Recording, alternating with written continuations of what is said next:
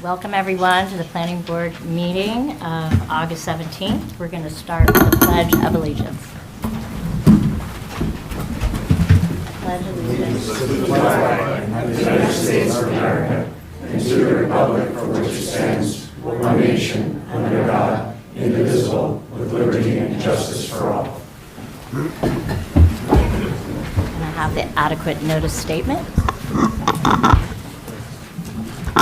In accordance with New Jersey Statute 10:4-10, adequate notice of this meeting has been provided to the publications of record and has been posted here in City Hall.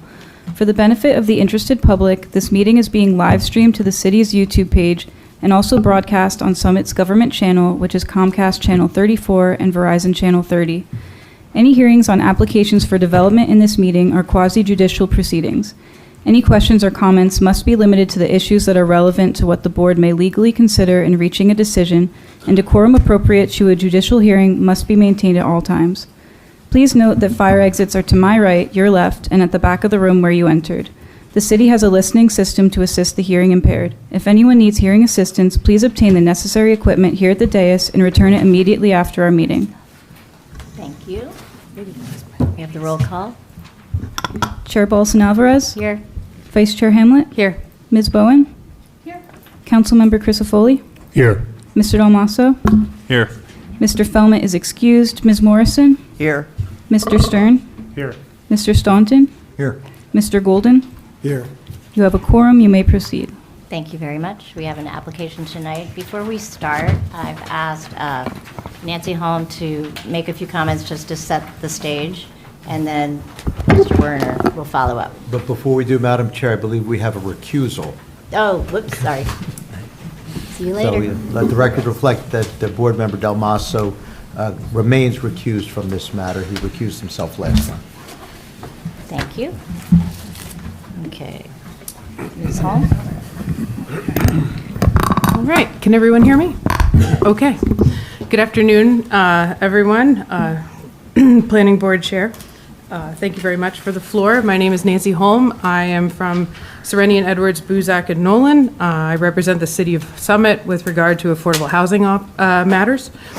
By way of background, the OE 190 River Road application before the Planning Board is part of the city's fourth round housing element and fair share plan, as was amended in March of 2026.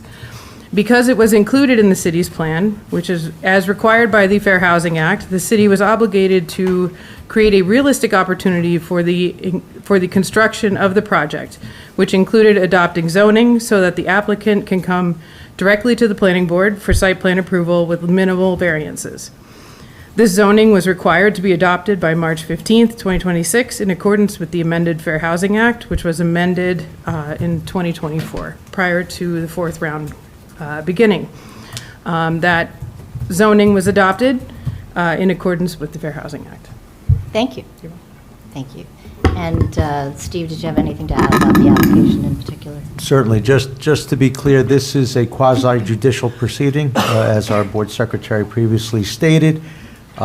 All that the planning board is considering this evening and throughout these hearings, if they go beyond this evening, is this particular application for development as proposed on this one and only site, 190 River Road. So other aspects of affordable housing, the fair share plan, other aspects of settlement agreements or other components of the city's fourth round plan, those are not what is at issue in this application. It is simply, and I don't mean that to mean that it's a modest issue, but it is solely the development application on 190 River Road. That's at issue, and the applicant presents it. They have the burden of proof. Members of the public can ask questions. At the end, make comments under oath, and then the board will deliberate and vote, whether it's this evening or another evening. Okay, thank you. And the way we proceed is the applicant brings up different experts, such as their architect, their engineer, et cetera, and each one will provide their testimony, and then the board members will ask questions in an orderly fashion. to each expert, and then the public will have a chance to ask questions of those experts, each one going along in order. So that's how we'll proceed. So are you ready? Ready to go. Okay.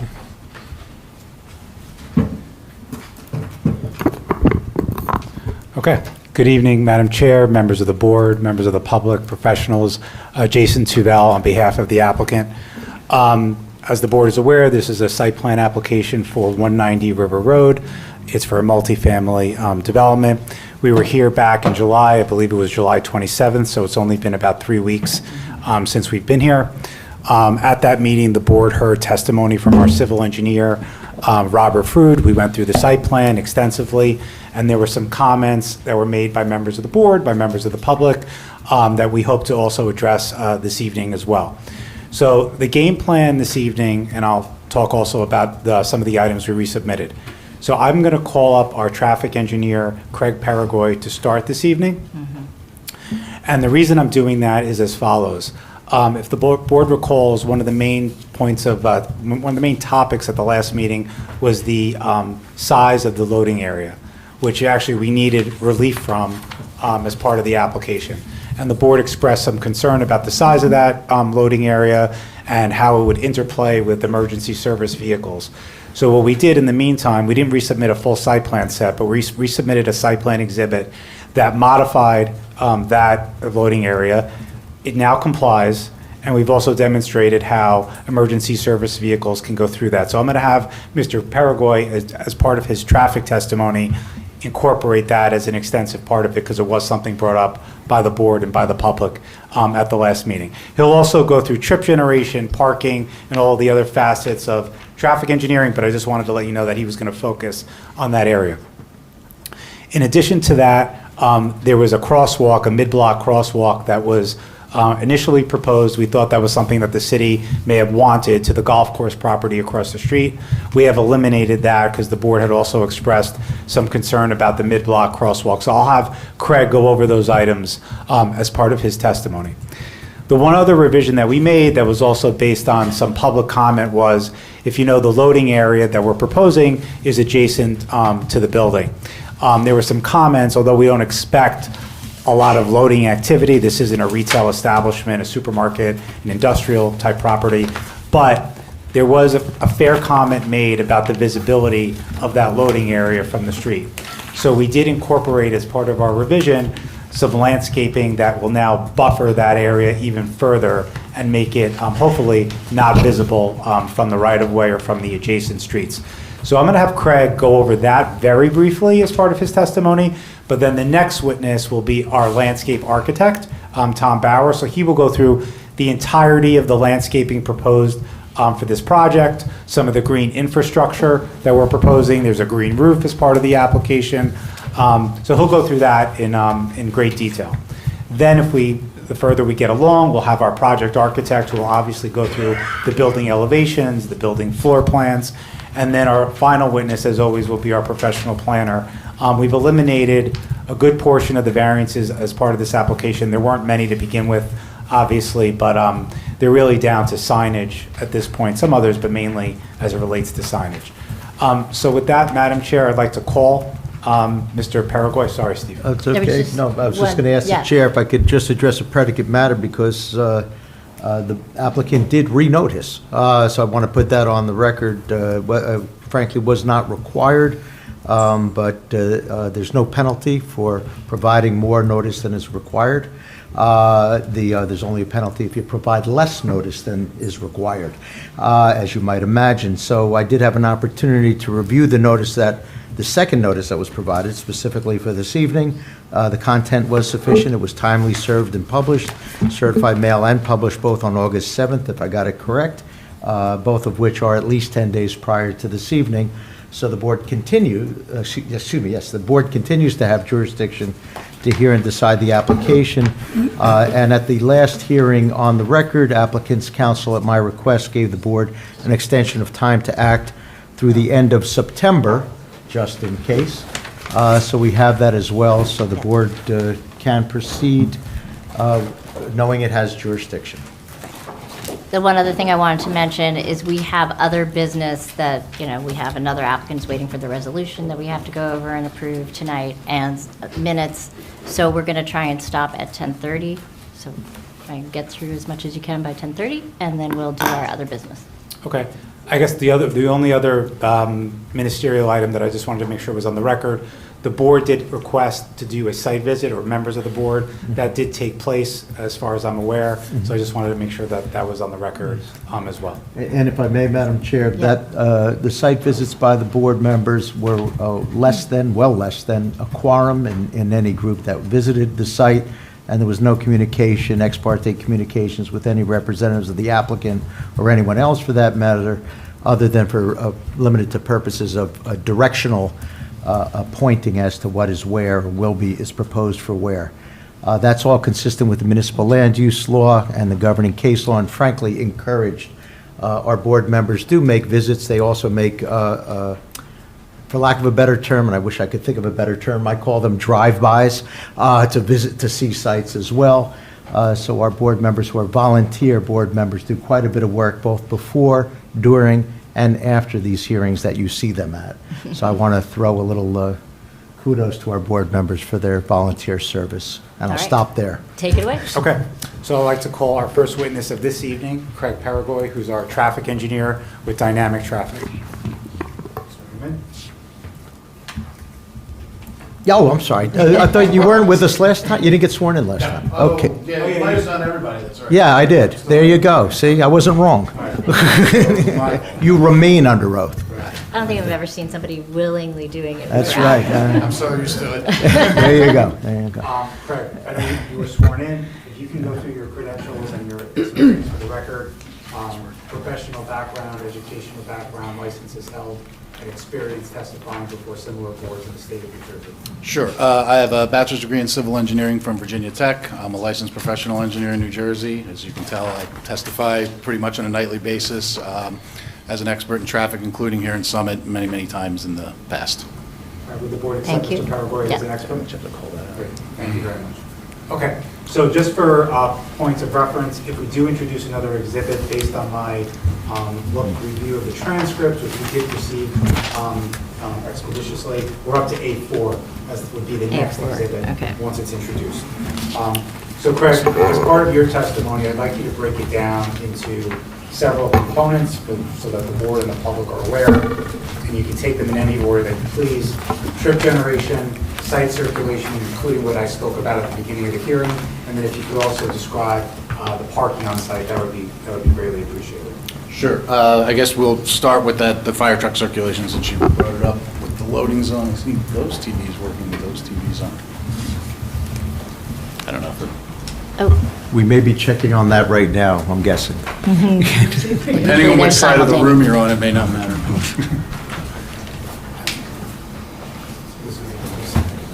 Yeah, exhibit. okay. Thank you. Probably take them a This is second, must-see television here. so everybody can see. It's the That's same it. issue we were having earlier. I don't know why those ones won't work. No signal.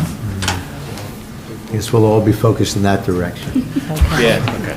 Okay. For those of you at home, we were just waiting for other monitors to. This is work. really all I have, is this one exhibit, and then the rest Okay. of it is going to be. Okay, and just for the record, this was submitted Yeah. 10 days in advance, this was part of the board's packet. Yeah. So Craig, if you could identify this for the record, please. Yeah, this is called Fire Truck Circulation Exhibit. It is dated today. And if you recall, at the last meeting, we had the loading zone that was right as you come in off of River Road to the left of the garage door. Right. And it was a little narrower, and the board expressed concern for two reasons. It didn't meet the requirements of the ordinance, which is a 12 by 60 loading zone. It now does in this exhibit. Can you slow that down? It's, Yeah, 12 by 60 is required, so it now meets that requirement.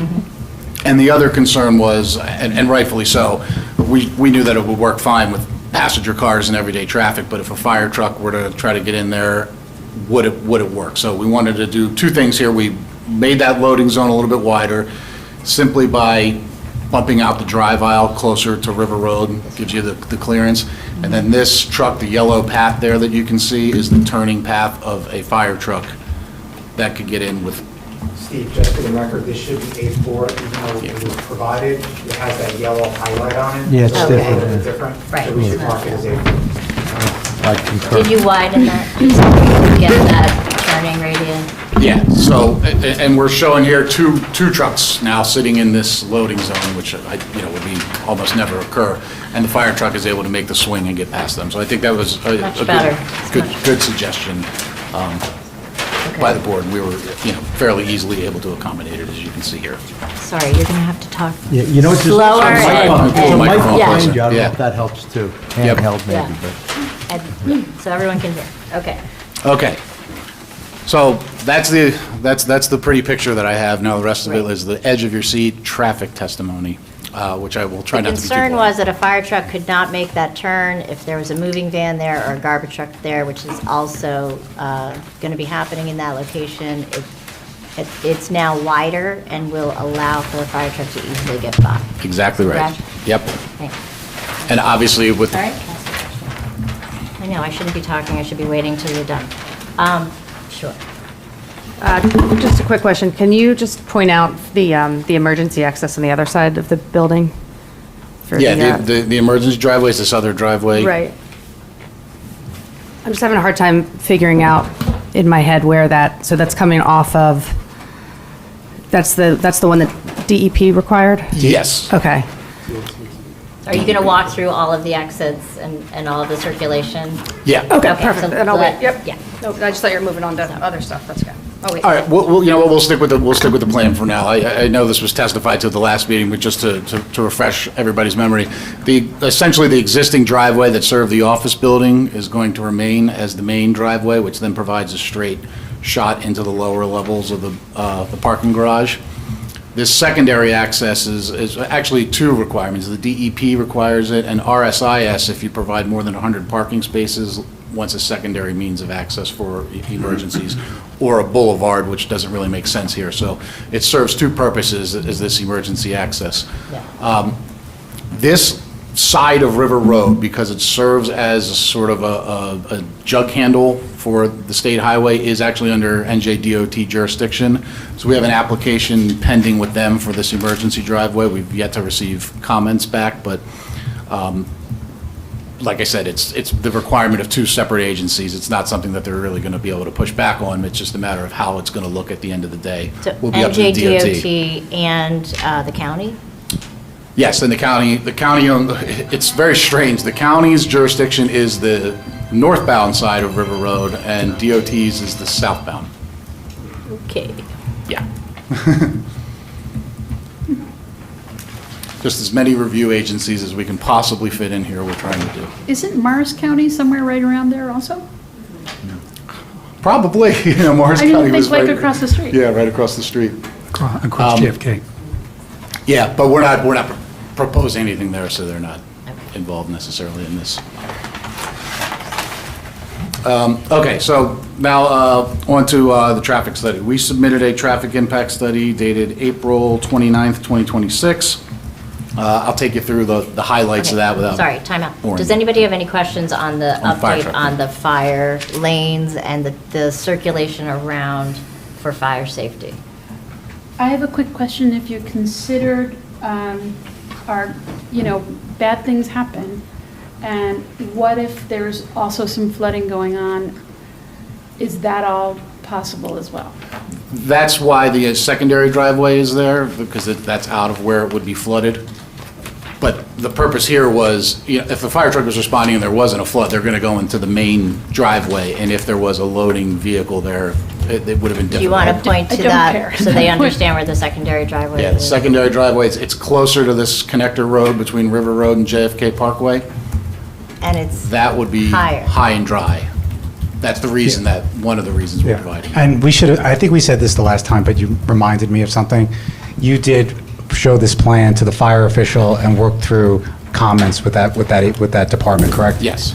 Is that in our packets? Yeah, it should be. There was a fire department comment letter. Actually, just before the last meeting, Ms. Bowman, they issued an updated letter saying that they were satisfied with the design. But they haven't seen these changes that you just did? No, that we enhanced the, Yeah. no, that, unless, they could have been circulated, but we don't have a review letter on that. Okay. I just have questions on, and if you're doing it later, I can wait, but I'm assuming the fire truck reach you'll get to later. Yeah, Mr. Fruit did that at the last meeting, but we can go over that again, that's fine. Okay. On the opposite side of the building. On That's the fine. opposite, I just had a question, but it can. That's fine. Is now, okay? Or do you want to wait? discuss on it now? It's up to you. If I know the answer, I'll Okay. try. Can you just confirm, sorry, I had it up here somewhere. Where did I have it? The, from JFK Parkway and River Road, it's 85 feet to the building. So is the fire truck reach to the patio?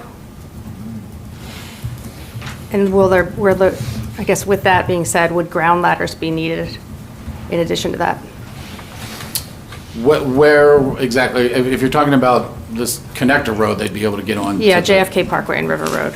Yeah, they can get onto the site. You can see where he's sitting right here, right at the front door. The concern was more if they needed to get, elsewhere around the side of the building. And my understanding is that, Yeah. I wasn't necessarily directly involved in those discussions, but Mr. Frood, they looked at the ladder height and were able to satisfy the fire department that they could access the building from those other roadways. But from where you're talking about, where we're far away, the truck could get on site right there, basically where he's sitting on this image. Okay. And just to remind everybody, in addition to the change in the front, prior, the applicant added another egress stair, is my understanding, that satisfied a lot of the fire department's concerns. Yeah, that's correct. We had Mr. Fruit testify to that at the last meeting, but I can also have the architect reiterate that when he's going through the building. Right, just want to make sure it's safe. Yeah, that's fine. Thank Yeah, you. we vetted this with the fire department for several months.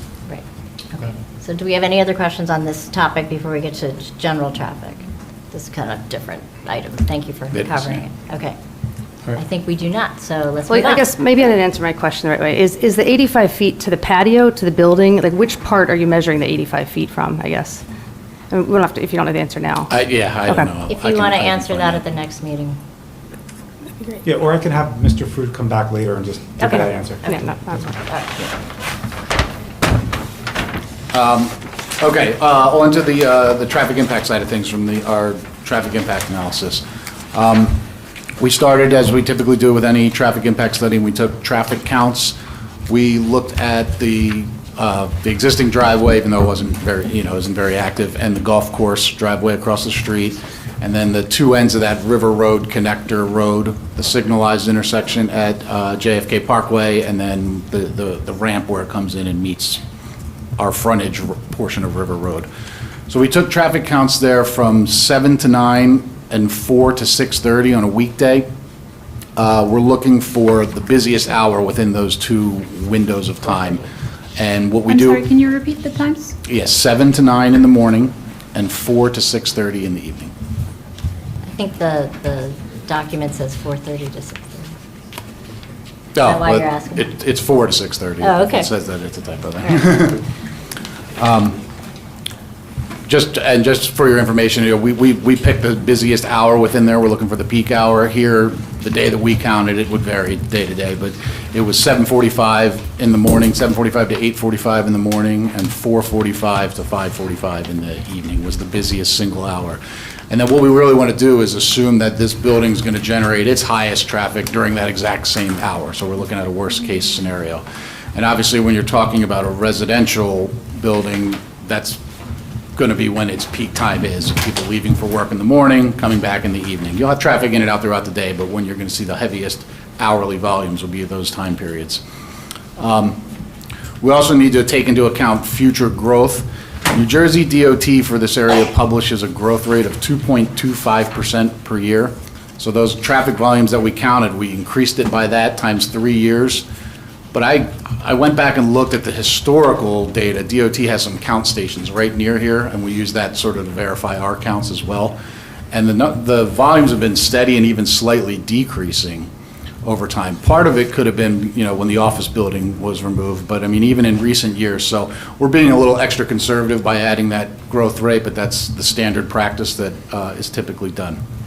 So that gives us a future baseline of the traffic volumes that will be out there. And the next thing I need to do is identify how much traffic that the proposed building would generate during those peak times. We use the ITE, the Institute of Transportation Engineers Trip Generation Manual. It's basically a compilation of research, traffic counts taken throughout the country at other land uses. In this case, this size residential building, in this setting, what it says would be generated is about 75 trips in the peak hour. It's 75 in the morning, 74 in the evening. A trip is a vehicle either entering or exiting the property, so obviously in the morning, most people are leaving, going to work. In the evening, they're coming back home. So we're on the order of 75 trips. NJDOT considers a significant increase in traffic as 100 or more peak hour trips. So we're under that threshold where you typically would necessarily do a full traffic study, although we did one here. But I think it's important to point out the historical use of that property as an office building.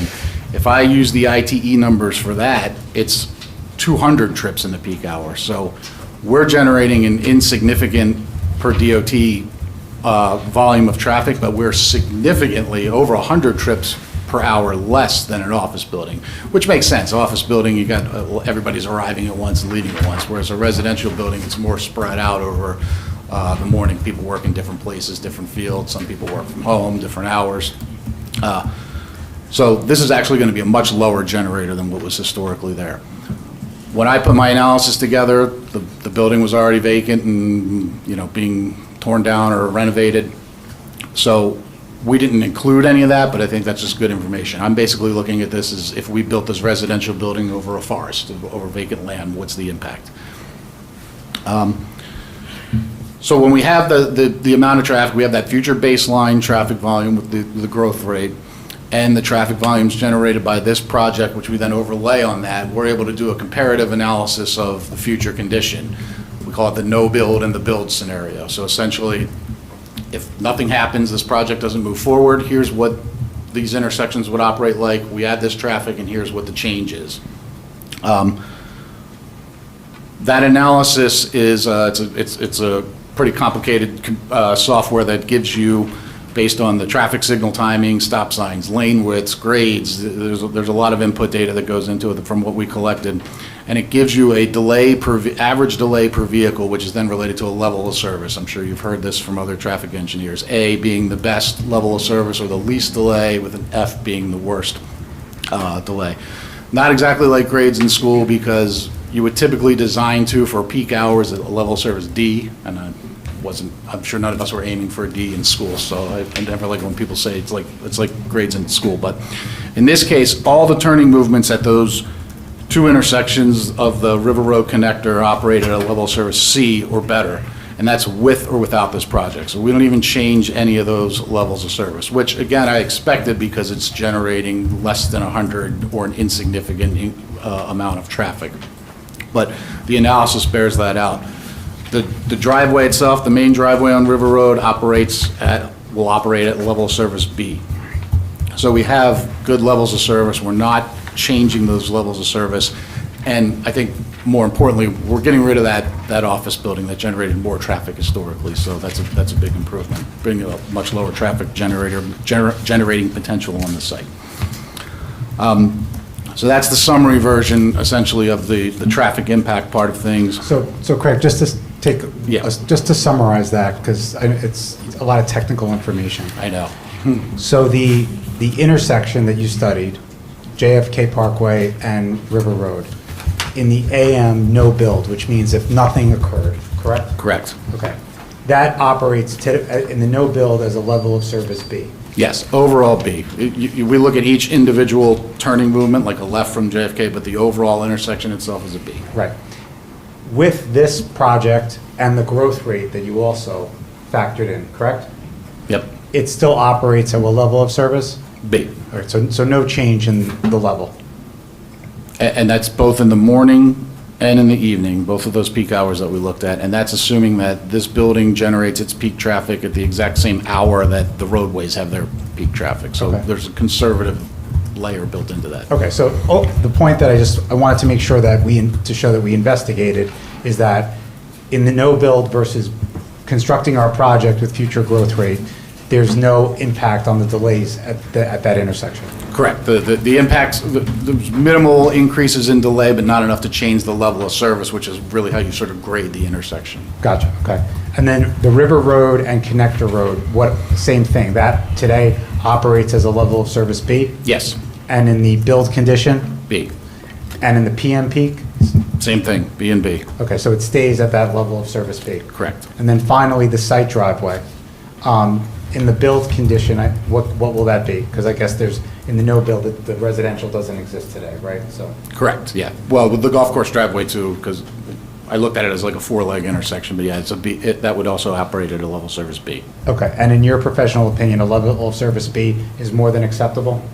Yes, absolutely. If we were designing this as a new facility, you'd shoot for a D, like I said, is Okay. kind of what the aim is for the peak All right, I hours. just wanted to make sure that was clear, so let's go to the next topic. Yeah, and you make a good point. And the idea is that the rest of the day, like we're looking at the peak on peak, so the rest of the day, it's going to be better than this. This is the worst case. And then as far as the parking, I know the testimony was provided at the last meeting, but I'll just go through those numbers again. When you do the math with the 1.8 spaces per one bedroom, 2 spaces per two bedroom, and 2.1 spaces per three bedroom, comes out to a requirement of 384 spaces. Plus, we have that set aside for city vehicles of 25 spaces. So the total requirement then is 409, and we have 584 spaces provided. So there's a surplus of parking available on the site, and I understand that it's written into the ordinance that that could be used for some sort of long-term vehicle storage if that ever materializes. Not something that would generate daily traffic in and out, but maybe a car dealership needs to put some vehicles. So, hopefully that becomes the case, so it's not a waste of space essentially. So the project as a whole meets the RSIS, the Residential Site Improvement Standards, which is a statewide standard as to the number of parking spaces. It exceeds the standard in terms of the number of parking spaces, and that number, now the RSIS is a maximum, so technically when you exceed it, you need to go explain to them why and get an exception, but since we have the city vehicles and the potential for long-term vehicle storage in there, then we don't have to make that exception, but now you have to inform them when you provide more parking than they require, not when you provide less, which is interesting. Have you had a chance Pre-existing. to study the size of the spaces? Yes, all the parking, so let me see if I can pull up the plan, just so if there's any specific questions. Just refer to the sheet that you're on when you go there. Yeah. I just wanted to pull up the previously submitted site plan exhibit, so that's probably just, I don't know if this was marked, because this is part of the set, If right? it's part of the set, we didn't mark it. Yeah. So just identify the sheet number. It's sheet number 101. This was the site plan exhibit that was pulled up at the last meeting. The only change now is that we have the loading zone, but the interior of the building is exactly the same. And the architect will, in his presentation, will go through some of the floors and things like that. But I looked at it in terms, from a traffic engineering perspective, parking stall dimensions, circulation, aisle widths, all compliant, all work very well. We had, I think there was a discussion at the last time about any tandem parking is being provided because the space just exists, but that would be assigned to a single unit. We're not going to have people sharing keys. There's no need. There's enough parking here. But if somebody has that second car that they only use on the weekends or every once in a while, that's a good opportunity to be able to have that out of the way. And Craig, can you speak to compliance with the number of ADA parking spaces? Yes, we're compliant with ADA and the EV parking spaces. Technically, you get a credit for the EV parking spaces, but we don't really need it. We have the physical number, but we have sufficient EV parking spaces. 56 EVs and 8 ADAs are what's required, and that's what we have. Okay, and the aisle widths, I think you said this, but just to reiterate, the aisle widths and the turning radiuses within the parking structure are all sufficient, in your opinion? Yeah, it's not only sufficient, but generous. Like these dimensions will work for a surface parking lot, and typically a garage, you sometimes see spaces that are a few inches smaller and drive aisles that are smaller, and you expect that when you're in a garage. This is a very generous layout. Okay. And then moving to the exterior of the property or the exterior of the building, do the driveways have proper site distances, in your opinion, and the proper geometry? They do. We check the site distance because coming off of Route 24, you're coming around that curve, made sure that that was going to be kept clear. Any landscaping in there will be either low enough or limbed high enough that it doesn't interrupt that site visibility. And it was an existing driveway serving an office building for many years, and it seemed to work. I guess we could have the landscape architect testify regarding the landscaping that we proposed over there, so we can hold off on that. And then again, not to be redundant, but on the outside, the drive aisles and turning radiuses are all sufficiently designed, in your opinion? Yes. Okay. Yes, and Mr. Fruit testified the last time in regards to circulation and deliveries and the fire truck and all those things, and I concur with what he said. We don't have to go through all that again. Okay, and then the last item, I mentioned this when we started the hearing. We did remove that crosswalk from the mid-block crosswalk. Can you just speak to that, please? Yeah, understood the concerns that came up the last time, and just like I wanted to ensure that site distance worked because of people coming around the corner, we thought that crosswalk's going to get very little usage, and it probably would create more problems than it necessarily would solve. So we've eliminated that crosswalk. If there ever was the opportunity or the need for another crossing, it would make more sense to be at the intersection rather than a mid-block crossing across River Road, which comes with its own set of headaches, with multiple jurisdictions, as you pointed out. I think, Steve, just for the record, I'm looking at my notes on the markings. We should probably just mark this as A5, just because I didn't have this marked at the last meeting. It's just called site plan exhibit. So let's just, for the abundance of caution, just mark this as A5. Craig, what was the date on it? Oh, yeah.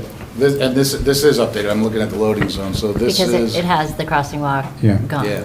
because I can't quite see it. This is dated August 6th. Yeah, this might have been exactly what we submitted So 10 this- days in advance, but we'll just mark it to be safe. Thank you. It was in a folder that said previously shown, so but it couldn't have been. Okay. So this is... All right, so that's all I have for Mr. Paraguay. Is there anything else you want to add? I'm sorry. No, I think that covers it. Okay, thank you. So what I'm going to do is I'm going to start with Mr. Staunton, and we're going to go around the dais with questions, okay? So do you have any questions? Just to confirm, this is the upper level of the parking deck. Actually, I'm sorry, this is the lower level of the parking deck, right? Upper level has... Yes, this is the lower level. You can see where it goes straight in. And that's A5 when we're saying this. Right, okay. Upper level has got some... Do you have a shot of the upper level as well? That has some of the building on it? The front entrance, the circular driveway? I don't know. Let me see. Perhaps the one with your yellow highlighting, would that show?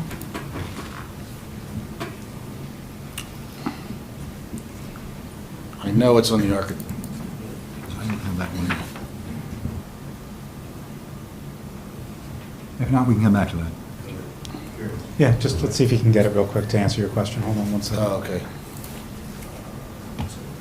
There you go. That's from Okay, so this Now, was... this is the previous submitted plan set. All right, just indicate the date on it, Craig, and just reference the sheet. Yeah, this is sheet 7. It's the second floor plan dated last revised June 8th. I'm sorry, so what was your question so we can answer, and I apologize. So this is the earlier version, just so you know. Right, it still shows the crosswalk. Yeah, this was from the last time. The second and third floors haven't changed at all. Let me know if you want me to zoom in on anything. All right, thank you. Okay. No questions? Not any questions. Okay. Ms. Morrison? I guess the only thing I would question is when it was an office building, the traffic. Oh, Mike, sorry. People at home can't hear. Sorry. My question would be, when it was an office building, the traffic was Monday through Friday. Meanwhile, the golf course, pretty empty during the week, or at least in the middle of the day. Are there any concerns about, on weekends, let's say, the fishing derby, or, just a lot of traffic in and out of the golf course on weekends, and also now out of this residential complex? The peak hours for the weekend generally are going to be lower from this building, and the roadway volumes are quite often very much lower. So Right. the worst case is more the weekday, so no, I don't have any concerns about the weekend. But you make a fair point that the office was quiet on the weekend, so this will be a little more Yeah, active. and But how if do- it works during rush hour, it's going to work fine on the weekend. And the entrances line up between the golf course and It's like the great. building? It's Yeah, a- but They're just offset. as they do today. It's exactly what you see today. Right, but, Yeah. okay. Mr. Stern? Yeah, I have a few. Why did you choose that date? Just out of curiosity. Middle of the Choose. winter, President's Day weekend. Did you check to see if all the schools were in session? Oh, yeah, we check for schools, and when we do these counts, we use other data sources. We have other counts that we've done in the area, up and downstream. The DOT has count stations. They actually have a June 2026 count along JFK Parkway that I always check that. Of course, traffic volumes can fluctuate day to day, 10 to 15%, but if you're in the right ballpark with those numbers and using those other data sources to verify that, you're good, because we build some of that conservative nature into the analysis, using that growth rate that is not really happening and assuming a peak on peak takes into account those fluctuations. So there were no anomalies based on any of the other data that I have in the area. And did you include any seasonal adjustment? I mean, to Ms. Morrison's point, Thursday in the winter is very different than a Thursday in the summer, given the adjacency to the golf course.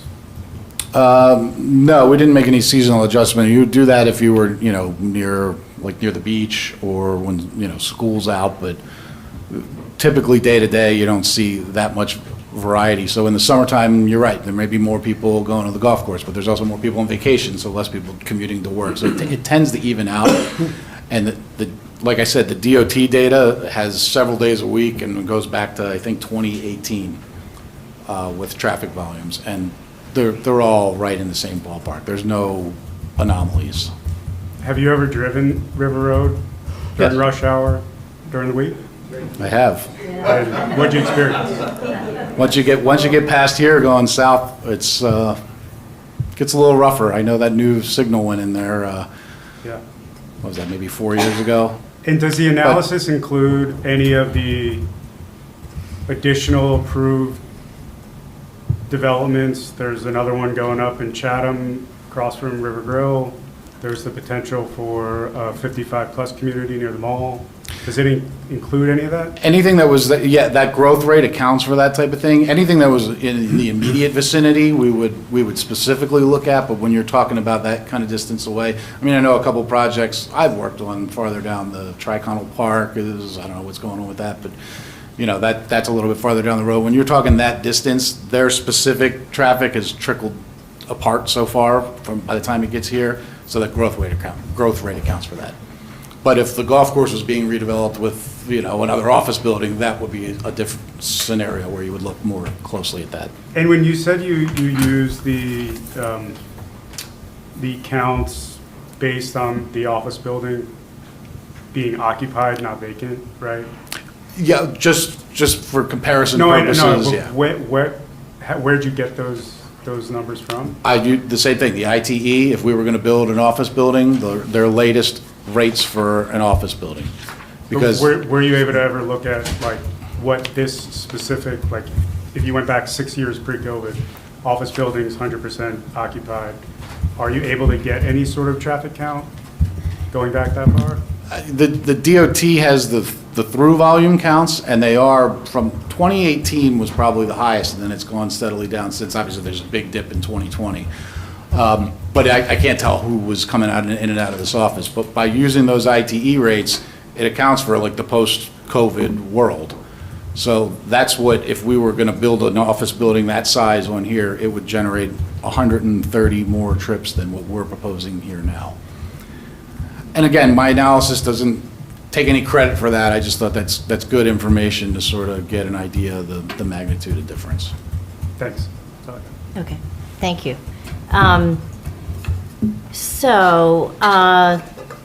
My main concern and questions for you are pedestrian safety and how do you, if you want to walk somewhere how do you walk safely out of here, particularly school children who want to, we're walking, we don't have busing in this town, and kids walk to school, so I'd like to understand how they get from the site to, they're not going to walk down River Road, they're going to walk to Iris or along there, and how are they going to get there safely? Yeah, and there's a lot of incomplete or missing sidewalks. I don't know, if maybe because it was an office building, but there's no, we're providing on all our frontage, all the sidewalk infrastructure that there is, but it would have to be, like, you mentioned walking to the mall the last time. Sidewalk takes you under 24, but then it disappears, and there's really, if you look at that mall, there's no pedestrian connections into the mall.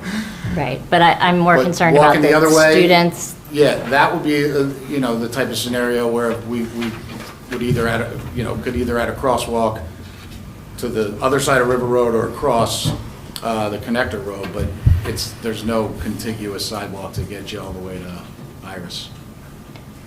Right, so where would be the safest place, considering the understanding of where cars are going and how quickly they're going, to put a crosswalk to get to a sidewalk that's on the Muni side?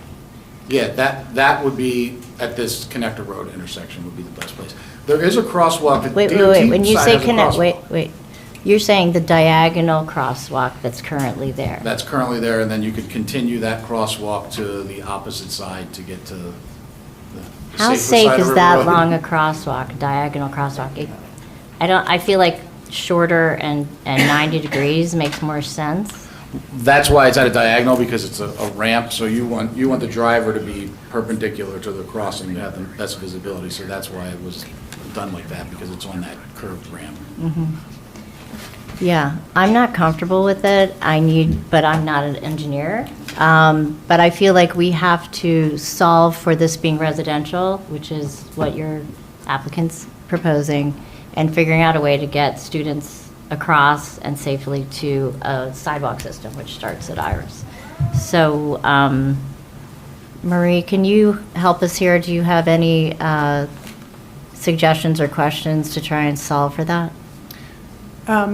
So, understanding that the crosswalk directly to the golf course was removed. And, there were discussions, pre-application that was a desirable crossing without understanding the traffic situations. It just looked on paper from the city's standpoint to say, hey, what about these people wanting to get across the street?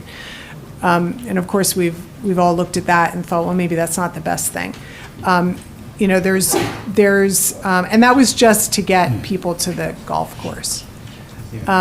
Is there anything on the other side of River Road that would connect those series of crosswalks to a sidewalk that's near Iris The sidewalk- currently?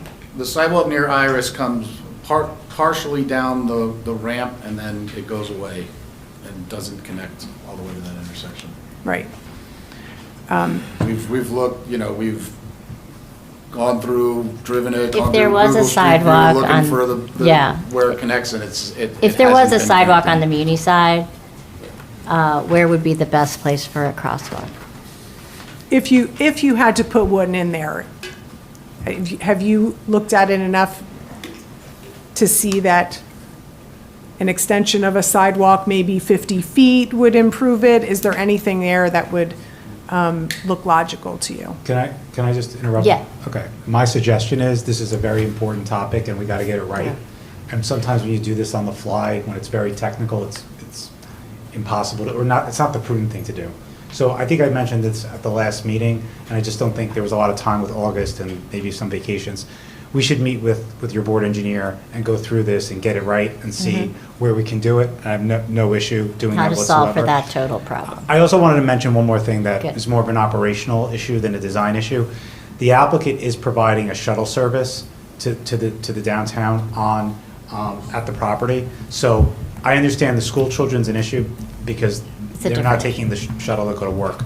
But in terms of just reducing the amount of pedestrian traffic, there would be people utilizing that shuttle service that the applicant is providing. By the way, they run that shuttle service from their management company. They don't third-party it to someone else, so they control that. So I think between that and working with your board engineer to resolve the problem that you just mentioned or the issue, we're more than happy to do that. Okay, and we'll get testimony next time on that. Yeah, our goal would be to meet Yeah. with them, and then hopefully we can provide a design or some alternative that's acceptable Great. to your professionals on that. Great, okay, that sounds like a plan. Thanks. Thank you. Yeah, Okay. and it's something that we've thought about. That's why Yeah, how would I know where the sidewalk could begin and end? Because we've looked No, everywhere. and I think it's in the best interest of the applicant to do it also, so Thank you. it's not just the city as well, so. Yeah. great, okay. I just want to check my notes real quick. Is there a way to memorialize that the long-term parking, the differential that makes this fewer trips from this site, now that it's residential, is that there are fewer cars? And when it was an office, it was up to 700 cars, some crazy number. Part of that is now just going to be long-term parking for something like a car dealership.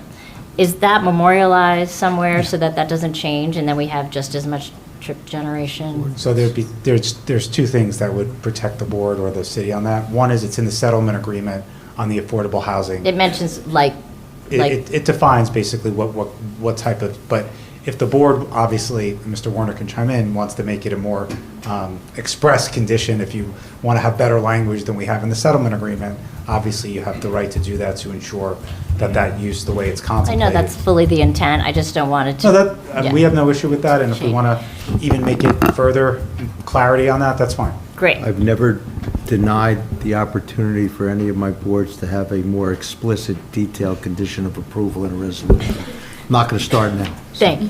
Okay, so got that, and we're going to hear about the pedestrians later. Do you have visitor spaces? Because you mentioned an extra car now and then, and you'd have to tandem them, but you're going to have built-in, I just didn't check, but Yeah, visitor spots. the numbers, the requirement builds in the visitor Okay, spaces at a okay. half space per unit, and All no, right. the tandems would not be for visitors. Good, good. No, I just think tandems seems so unnecessary on your particular site with an existing giant garage. Okay, I think I'm good. You're up. Okay. Just curious why the study area was limited for traffic to those couple of intersections when, as Paul mentioned, I think most of us here recognize that River Road gets completely jammed.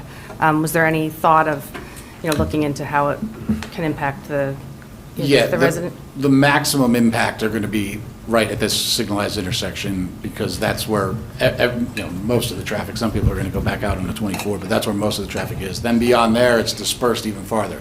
So we're already just coming out of the driveway, an insignificant amount of traffic. And then they go left or right, so then it's even less than that. And then the traffic going south, where I know the concerns are, it's a very small number. So Okay. it's not going to, if we're not changing the level of service at this intersection that we're directly maximizing the impact, it's not going to change it there. I know that we're probably not getting a level of service Cs and Bs as you go farther into town, but it's the delta is what my focus is, and the maximum delta is going to be right at the site. Okay. Given that this application proposes 198 residential units, did you evaluate whether the school dismissal period creates a separate afternoon peak traffic? Yeah, we look, like I said, those DOT counts, they're all-day counts, and we're not getting a school peak here. And the school, I'll let the planner, we'll talk about the school children, but this is not going to have a But substantial how did you amount of look at the children. school, the afternoon school children when it was 4 o'clock, I guess is my question. The DOT counts, when I Okay. compare them up, before we do our counts, I look at for whatever information I have to see if that situation might occur, where you have a big bump because the school's nearby, there's no school like in the immediate area. I guess, Craig, And it doesn't. Just to be clear, the DOT data that you're describing, that I think you mentioned, goes back, I think you said almost about 8 years? 2018 is, yeah, they have data back to 2018. Okay, so the reason that you're relying on that is because it has counts throughout the day, correct? Yes, yeah, they're 24-hour counts. And Right. DOT is saying that River Road is currently running at a level B at 5 o'clock? Is that correct? No. My analysis Okay. is based on my Just counts. asking. I Okay. use the DOT data to make sure that I didn't go out there on a strange day or get some Right. weird information or why is this off by like 50%? I validate that. Okay. I also look at that to see if there is some sort of peak. I mean, obviously, you can look and see if there's a school right across the street or right in the area, then it's a concern. But some places you do have a bit of a school peak, and that doesn't occur here. Okay. It's literally the rush hours are the busiest. And that data, of the DOT data, is in the traffic study as well? No, it's public, it's online. Okay. You can just provide that for us? That's fine. Yeah, of course, yeah. Can we ask the shuttle, can we have it somehow not go through the residential streets, like a certain, can we see what the plan is to get the shuttle to? Oh, yeah, I can, you want us to just provide as an exhibit, like the path? Yeah, that'd be Okay, great. Yeah, that's that'd be great. fine. And then, are there handicap electric vehicle chargers? Yeah, oh, I'm sorry, I thought we Yes. went over that. There's 8, is it? When you said there was Yes, there are. ADA accessible? Yes, they're- Okay. whatever the requirement is. Then, I think that might be it for me, for right now. Go ahead, Susan. All right.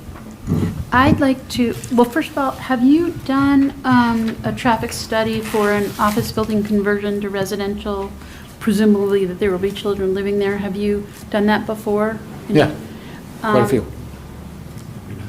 For me, I would like to see the data between 3 and 4 as well. If you can go down from 4 but down to 3, because I'm really concerned about children getting in and out of this building. And I'm looking at, I'm imagining a child or a mom or someone going down that service road toward River Road. So let's assume, first example, the parent is in the car with the child. So they go out of the driveway, they're in the right lane presumably, and then immediately, I'm going to use a technical term, have to ooch to the left lane because they're going toward town, presumably toward school. And I'm thinking there's going to be a lot of cars there, and that ooching process is going to be much more complicated than it was before. Because the regular flow of traffic is people coming off 24, coming down, and sort of setting their car into the lane they want to be. But these folks are, in a very short period, going to be going from the right lane, having to ooch, into the left to go into town. And I'm just wondering how you quantify that, how you describe that, and if there's any extra danger associated with that. Yeah, well, the ooching is, when we model these intersections, it's graphically, like the distance between the intersections and all the lanes. So that ooching process is accounted for in the analysis. And Actually, when let this me was give in you a office, there general was a lot sense. more ooching. I think that I understand better the right-hand people, the people taking a right out of the driveway and to right toward the mall or something. But the folks coming out of the driveway are coming into traffic that's already established and moving at some pace, 30 miles an hour or something. And in a very short period of time, that person is going to have to get in the right lane, ooch over to the left lane, and I think that is going to cause a traffic complication. Just let me make sure I understand what you're talking about. When you come out of the driveway and you make a right, and you make. And you mean to go left up Right, River you Road. make this right, and you need to get over to the left lane to make the left And onto. you're doing it in a very short period when the cars behind you are already established at their rate of speed, I think. Well, there's no cars coming, it's not a fourth leg there, so you're either making the left because you're making the U-turn Well, off aren't the people ramp. going to be behind you? As you're making your right, you're going to have to see if there are people behind you, right? Already traveling on the road? No, it's just, there's no through movement there. This is just one continuous lane. But aren't there people already, maybe I'm wrong, and I'm imagining it wrong, but I think there are going to be people already traveling from the road that's between the Muni and the new residential building, right? Aren't there going to be people already established coming down there? Who came off the ramp from Yeah. 24? Yeah. So they're going to be going 30 miles an hour or something. So the first thing you're going to have to do is figure out your way to get into that, to make your right turn, right, to get into that line of traffic. Right, yeah. And then you have to do the ooch. I'm just considering that that's something that needs to be thought through. So I guess that's why I asked Craig when he was testifying, that all the site distances made sense, so everybody can see in each direction. And then the other question I have is, I guess Mr. Sharif says, the police department also reviewed this. They did, yes. Do they have any concern with the traffic movements? No. And then you have to go over here. Wait, we don't say it out loud.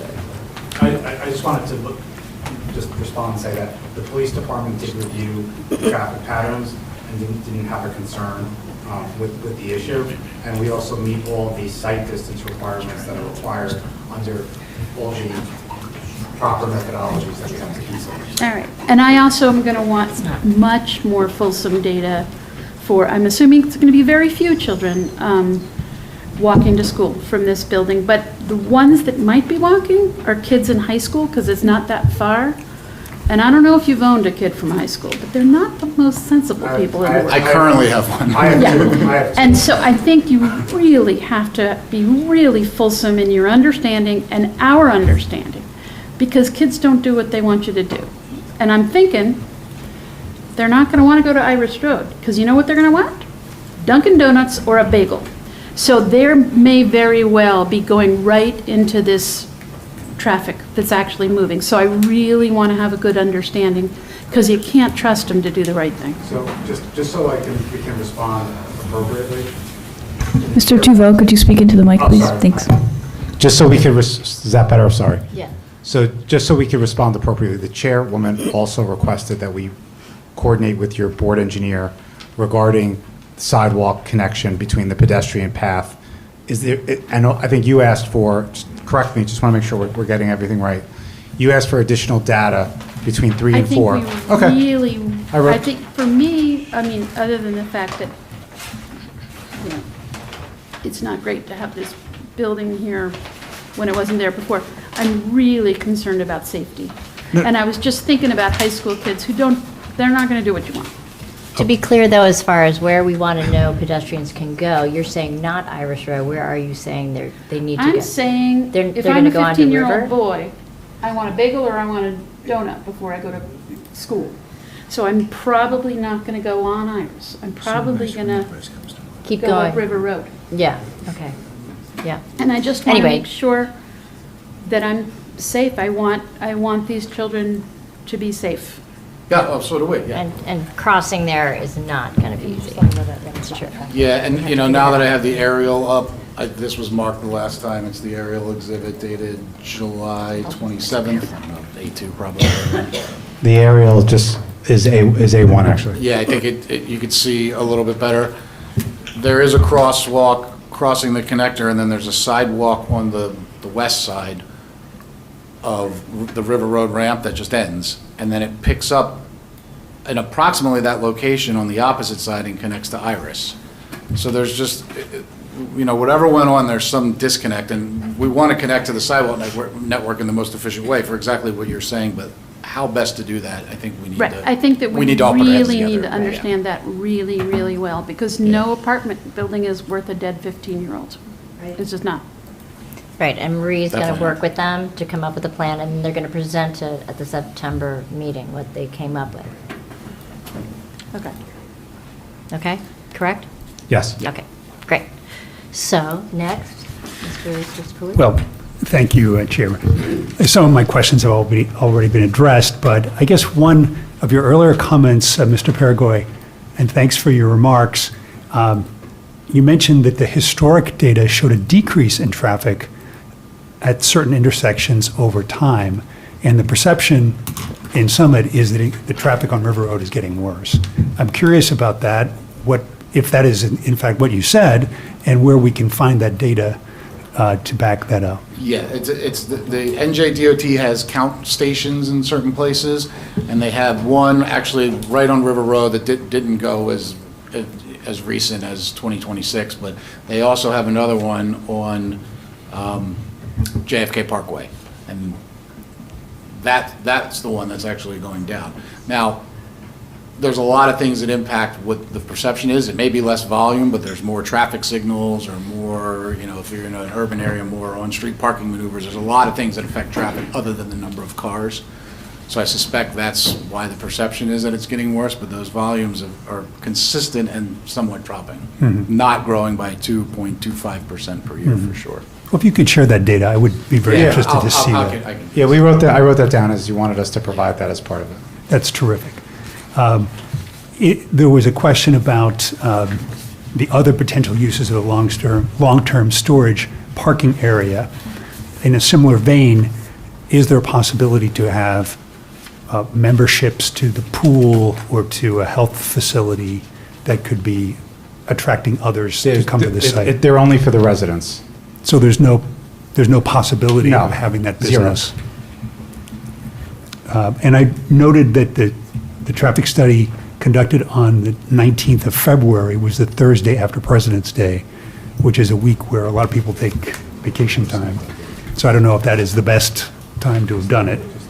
I don't know if there's a way to adjust for that. Well, I think Mr. Stern also mentioned that, and then you can address it again, if you'd like. yeah, and like I said, that's one, there's always, everything is a national something day or whatever, so you look for what's a typical day when schools are open to do the traffic counts, and then I'm able to use other data to compare it to. That's how. Okay, so I didn't hear him say that, so. Yeah, no, that's okay. Yeah. It's a valid question, because it's typically a lesser, a lot of people are away, so. I can tell you with these levels of service, even if the volumes were 15 to 20% low, which would be unusual even for, any type of holiday, the change in conditions from this, with or without this, would not be impacted. I've So when you. focused more on the delta than the specifics, and that's really what the analysis does. By being conservative with high growth rates, assuming peak on peak, you were able to take some of those questions out, like what if the next day it was a little bit higher, or the next day it was a little bit lower? You're kind of buffering for that when you do these analyses. So when you look at the 3 o'clock hour to the 4 o'clock, the reason I think a lot of this traffic is felt in the community is because there are 4 schools basically going up Morris. So if you have any of those data points along Morris that could inform, that would help as well. Sure. Yeah. Mr. Christopher, do you have any other questions? Okay. Mr. Golden? Thank you, Madam Chair. So PSH, per site hour, is that what we're talking about? Peak street hour. So how do you come up with the number of trips? Do you look at 198 units, an average number of cars per unit, and you plug it into the software? Or? It's the ITE. It's the trip generation manual. It's like 5 volumes this big of every. Well, you start out with every the projection of number of cars. For this, it's the number of units. So 198 units in a mid-rise residential building in a suburban location, and that's how you get the car number. But don't you factor in the number of cars per unit? Or? That's No, factored. sorry. That's factored in. We have to break because one of our members went to the bathroom, and I said he could, but he shouldn't. So, We don't want him to anybody miss be in a any position where they testimony. can't deliberate and vote. Yeah, so we're going to take, 5-minute break? 10-minute break? 2 minutes. 5-minute break. Thank you, sorry. Okay, are we ready to proceed? I didn't know we had an injured I didn't player. either. I did not know she was injured either.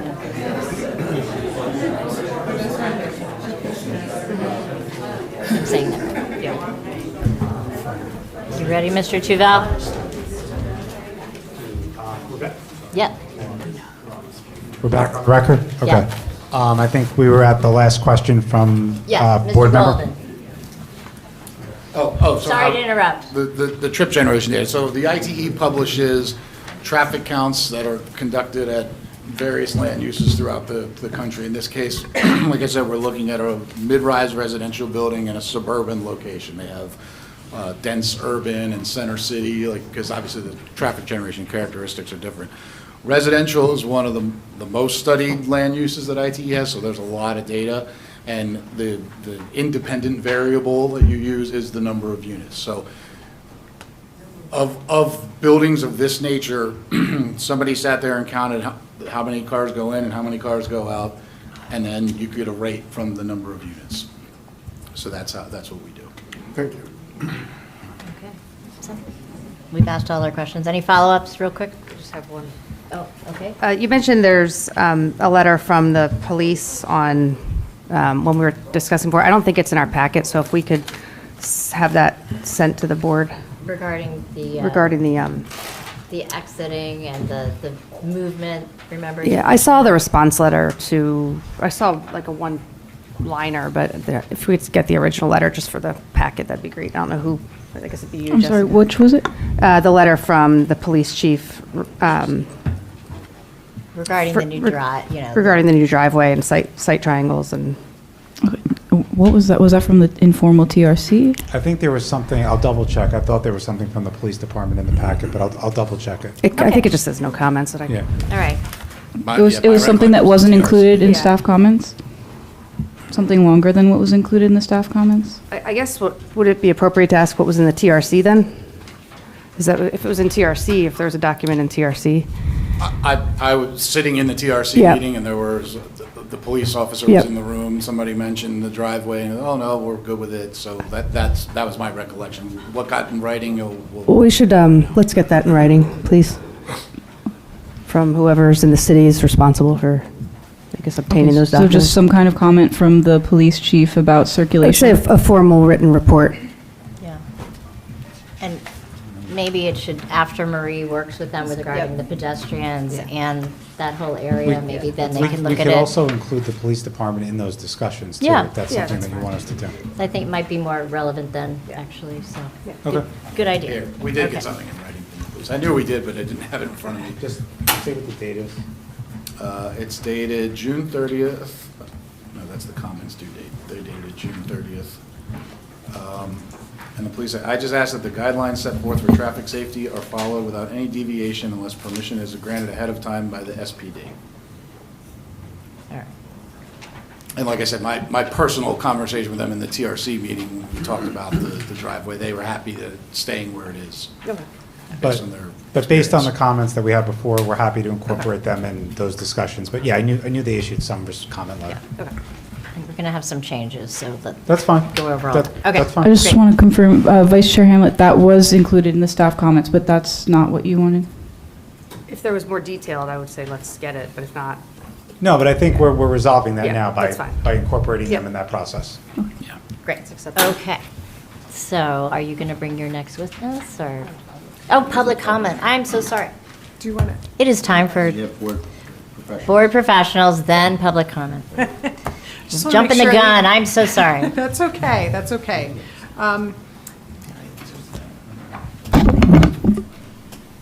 Could you talk about some of the site distance at the entrances and exits onto River Road? Yeah, the site distance from exiting the driveway looking to the left is obviously the most critical, otherwise the road's pretty straight. Yeah, okay. Is it listed driveway? I'll pull up the site. I just wanted him to pull up the proposed, so. Yeah. So the main visibility that I wanted to check and make sure was that the site distance from turning right, looking to your left when you come out of River Road, and we meet the site distance for, the minimum visibility as you're coming around that corner for 45 miles per hour, and you really couldn't take that turn at that speed, but there's an advisory sign for 20 miles per hour. So by the letter of the law, we're not even close, but I wanted to look at the more realistic, do we meet it? And yes, the visibility will be there. The only thing that we need to be sure of, and we will, is to make sure that any of the landscaping or anything that's proposed in this area isn't an obstruction. And we'll hear about landscaping later on from Yes. the landscape architect, so I'll hold off on questions on that. So, so just to reiterate, what you're saying is that those site triangles that you're showing on there are for 45 miles an hour. But you're saying that that turn can't even be taken at that, and it's also signed for less. Is that correct? It's signed for less. Yeah, Okay. the site triangles that you're seeing on the site plan that's the site triangle where, you keep things from being right immediate to the driveway. I'm talking about the actual ASHTO site distance. Okay. Yeah. And if you like, we could put that on the plan as well, probably. a good idea. That would actually would be good, right? Thank you. The 58 electric vehicle charging spaces, will they all be up and running at the time of occupancy, or are they going to be staged over the next 6 years? I think we would just comply with the statute in terms of the phasing requirements. Okay, you would put some of them in at the beginning and others. Right, we would at a minimum 3 years comply. later? Right, we would at a minimum comply with what the statute requires. Okay. And I know that since we're, and I'm sure you're aware of this, but I just want to put it on the record, now that we're changing some of the engineering plans for the width of the roadway, the loading space, just want to make sure they're incorporated into the plan set. Yeah, no, of course. We just wanted, like I said, there was only a few weeks between meetings, and I know that was one of the board's, main comments, so we just wanted to get that in. But yeah, the full set would be updated, Great. of course.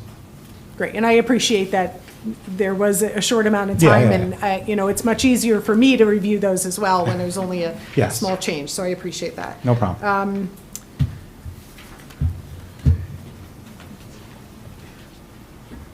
The exhibit that has the fire truck, The one that we presented tonight, right? right, do you have, can you talk about the exiting on that as well? It shows the entrance of the fire truck. Could you talk about if there are any constraints for the exiting of that fire truck?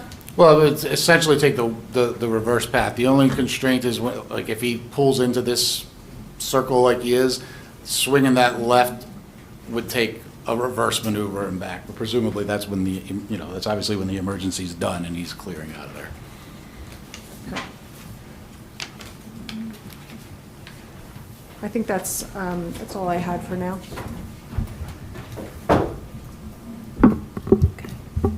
Yep. Madam Chair? Mr. Sykes, also, I forgot to swear you in because I swore in your colleague last time. That's what I So figured. do you swear to God or affirm testimony you're about to give is the truth, the whole truth, and nothing but the truth? I do. Thank you, and I know you're going to ask questions first, probably. But Certainly, and just to identify myself, Edward Snikus with the firm of Burgess Associates, filling in for Joe Burgess this evening, Thank you. who's out of town. Just a few quick questions with regard to the site distances from the entrance. I also wanted to know if you felt you took a look at the monument sign that is near the exit of Route 24 onto River Road? I did. I used that as basically the limiting factor for the visibility. Okay. Although I think that's going to sit down low, so you may be able to see beyond it, but I thought that was the important kind of cutoff point. Okay, you feel that there's still a safe enough distance for a car turning onto River Road and possibly some minor stacking on River Road going into the entrance of the driveway, Yes. in a worst case? Yes. Okay. With regard to the loading and unloading area, typically on move-in day, that's where that loading area will be used? Sort of move-in day for the residents? Yeah, a building like this, there typically would be scheduled, so when you're moving in, if you need the loading zone, and most people will probably move into these apartments with smaller vehicles and can just use their parking space, but if you need that loading zone because you have a larger vehicle, you'd schedule the time so there won't be any conflicts with it. Okay, and I guess that would be scheduled as far as loading and unloading zones? Yeah. Okay. Also, that seems to be adjacent to your trash area for the building. So a trash truck can make that turn as well as obviously the fire truck. But then the trash truck to leave the site would go up and around that same, drop-off area at the south end of the building? They could, or they could, we consider the possibility of them coming out of the emergency driveway when it's a delivery vehicle or something like that. Okay. Because it would be a little bit quicker, but they could circulate. But the trash truck wouldn't do the emergency Yeah. access at that point. It would go up around, but they can You make go- the turn at the Yes. drop-off area. Yes, just That's this really big my fire question. truck gets a little tight. Okay. And most of the deliveries, I would imagine, would be your parcel vehicles like UPS or Amazon. They would go up to that central main entrance at the south end of the building. Yeah, the loading zone would be for like building function loading, like move in and move outs, or, you know, if somebody ordered a refrigerator or something like that. Got it. Okay. And I'm sorry if I didn't hear this or wasn't aware that this may have been covered by the engineer, but the generator that's proposed for the building, is that natural gas? Do we know? Or is that going to be diesel fuel? Natural gas. Okay, so there's no need for a delivery for that then. Thank you. No further questions. Okay, thank you. So now, we can go to the public. Is it, just to clarify, this is just questions of this witness, based on the testimony? Of the traffic engineer. Yeah. So what you do is you come up to the podium and you state your name and your address and ask questions of this witness. If you have a question about architecture or something, then you just wait until that witness comes. Okay, thank you. Hi, I'm Carly Mulvey. I live at 7 Iris Road in Summit. I have a couple questions. So I'm going to go slowly here. So I apologize, but I just want to make sure I read your traffic study. It's very thorough. There's a lot of information. I want to make sure I understand the baseline correctly. So we're talking about two hypothetical scenarios. We're talking about no build, which is currently a vacant office building that we're assuming is fully occupied, but in the current environment. No, I didn't assume that in my analysis. Okay. It's vacant now. I So you- did my analysis as if we were doing this over trees. Vacant. So is there any sort of base of like as-is traffic on River Road and then a no build and a residential? Yeah, the counts we did are the 2026 volumes. We grow them, this case I did 3 years to get to 2029 baseline volumes. Okay. Analyze that, and then I add the traffic from this project, and then analyze it again and see what the difference is. Okay. Okay, so your baseline is as is? Yes. it And is. then a hypothetical residential? Right. Okay. Yes, the office, that was for information, but I didn't take Okay. credit for that. Okay, so the assumptions that you put into your report are very important for the residential aspect of this, because that is hypothetical. So the assumptions of the traffic and the build and the cars and the growth rate, those are very important. Yes. Okay. So I'm going to start with the 2.5% growth number. So we're all very familiar with this, right? We're all residents of the town, although it's a county road. We all use this all the time. And there's a ton of complaints about congestion and traffic. So I think we can all align there as a base. I worked with the city of Summit for 3 years recently to get the no left median that is now on Iris Road from River Road. Right. The city of Summit conducted 3 years worth of traffic studies to conclude that the traffic on Iris Road had increased over 30% within 3 years. So I'm going to finish before I ask a follow-up question on that. But is your 2.5% growth rate applied only to River Road? To all the counts that we took, so the River Road, the connector road, the ramp, and. But no off streets. So no one's saying, I'm frustrated on River Road, I'm turning. No, I think that's why you received the increase on Iris, is because people were using it as a cut-through when the new signal went in down in Chatham. Right, right. So we see the city of Summit. It just has to be a question only because we're not. I didn't understand the 2.5% growth rate. Right, So now I that's do. the question. Okay. So my question is, so a one-day study, is that standard? Yes. Okay. Is that standard for the city of Summit? The questions have to be of the witness. Okay. Yeah. Can I ask, I don't know if I can ask this, but has our city engineer provided any feedback on the independent traffic study that you provided, or the county? Yeah, your board engineer, sorry, not yours. Yeah. The board's engineer reviews our traffic report as part of their review. In addition to that, the county looks at it, the DOT looks at it, and I believe, like I said before, the police department looked at it as well. So multiple layers of jurisdictions looked at it, And that's why Craig was indicating all the methodologies that they accept as part of the analysis. So is there any feedback or commentary that can be public, or no, it just goes through No, all of that's public. all of like the city engineer, and everyone's feedback is public? Every Okay. document, whether the county responds, the state responds, the city responds, Okay. every document is public. That's correct. Is that located on the website, or does that, what source would we be able to see that documentation of notes? I think for the city, maybe Jessica can indicate, is all the review letters are with your office, correct? Yes, you can come to the DCS counter if you want to view the application file, or you can look on the city website. We have staff comments Yeah. up, so the board engineer's comments are in there. Okay. I missed something then, I guess. But, okay, one thing that I didn't understand, and maybe you can explain this to me. In the routes, and everyone has kind of alluded to this, but I couldn't clearly see the route that you're assuming students will take to elementary, high school, or middle school in terms of quantifiable numbers of where it increases from a residential versus a non-build. Like, you would assume that if it's a residential building, not an office building, my assumption would be that there's people who are residents of Summit who need to go to schools.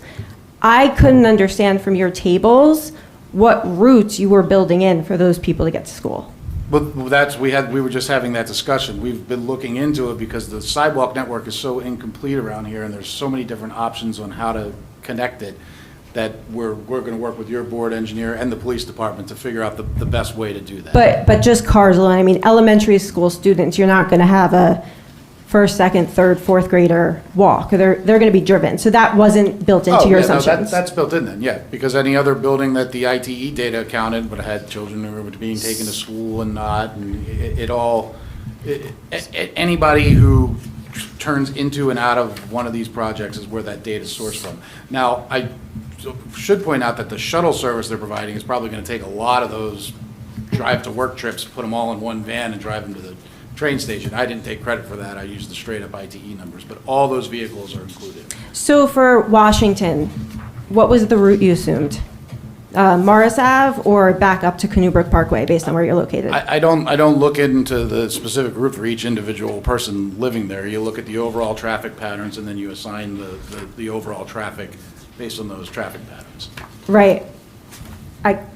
But you would see the route built into the numbers. So just so we're all on the same page, your question is, because I just want to make sure there's no disconnect in your question. Your question is, did he, as part of his study, build in a walkable route for his? No, a driving route. No, she's talking about. Oh, a driving route, okay, Yeah. first to go there, okay. Right, and if you look, figure 4 Yeah. shows the distribution, the percentage distribution of traffic. Right. But it's not done by saying, okay, the person who lives in Unit 6 is going to work here, and the person who goes to this school is going to go here. It's done based on the overall traffic patterns and where arterial roadways are. It's a best guess projection. Could 5 more people turn right than I said, or 5 more people turn left? Of course. So we're doing, the best projection that we can. You can't microanalyze where every single person's going to go because we don't know who's going to live there. Yeah, the schools are a set destination, so I just assumed it would be clear in the report, but I hear what you're saying, so I'll move on. So my next question is peak holiday shopping periods. So we talked a lot about weekday traffic, mornings, evenings, one-day study in February. Have you accounted for holiday traffic to the Short Hills Mall? No, I'm looking at typical days. You don't look for anomaly days. That's what you It's a season, figure though. out a typical day. It's an anomaly season, in fairness. I would just wonder if that, maybe should be considered. So I'll move on from that as well. So I do have, I think that's all my questions on that. So this part of the testimony was regarding parking and snow removal, correct? Can I ask a question on that? Parking? Parking. Parking. Okay. So I'm wondering where snow will be stored on this property after a significant snowstorm. And I ask that because I've driven past this property for approximately 10 years, And the parking lot regularly has substantial snow accumulation and large snow I'm banks. sorry to interrupt, but again, just so everyone's clear on the rules, there'll be a public comment period if it's pertinent to the question, but I think you might have asked the question without going through what happened in the last 10 years. Where's the snow removal going to happen? How's it going to work, correct? So, okay, is there a plan for snow storage that demonstrates adequate parking emergency access? And what will happen after a major snow event? Has that been thought through? Yeah, we don't have a specific snow storage plan because the vast majority of the parking is indoors, so there's not a snow issue. It's just these outside circulation roads. There's room for a smaller event to plow it into the landscaped areas. If it's a 3-footer, we'll probably have to hire somebody to truck it off, just like any place. Okay, so, But it'll look better than the office because there's going to actually be active people living here, so they're going to want it cleaned, unlike the no, vacant it's not a office. concern about aesthetics, it's a concern about safety. So that's what the question was based in. But I think that covers all my questions. Thank you. Good evening, Peter Kane, 3 Iris Road. So I'm not sure if you answered the last question. So I am also familiar, as my neighbor was, with the traffic study that was done by the city engineer, God bless him, Aaron Schrager, I miss him, which I think he found something in the order of 300 to 600 additional cars on Iris Road over the course of his study, which is extraordinary.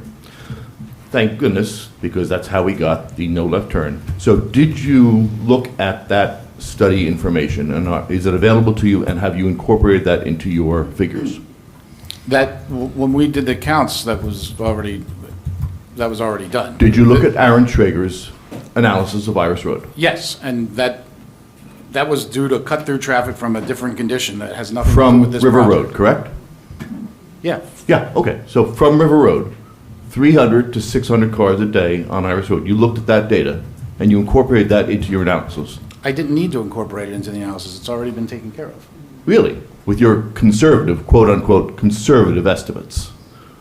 Yeah, I didn't analyze the intersection of Iris Road and River Road, so anybody who I see. is going through this area was accounted. There's also been recent traffic studies on Canoe Parkway. That is a feeder road, indirect feeder road. Have you incorporated those into your analysis? No.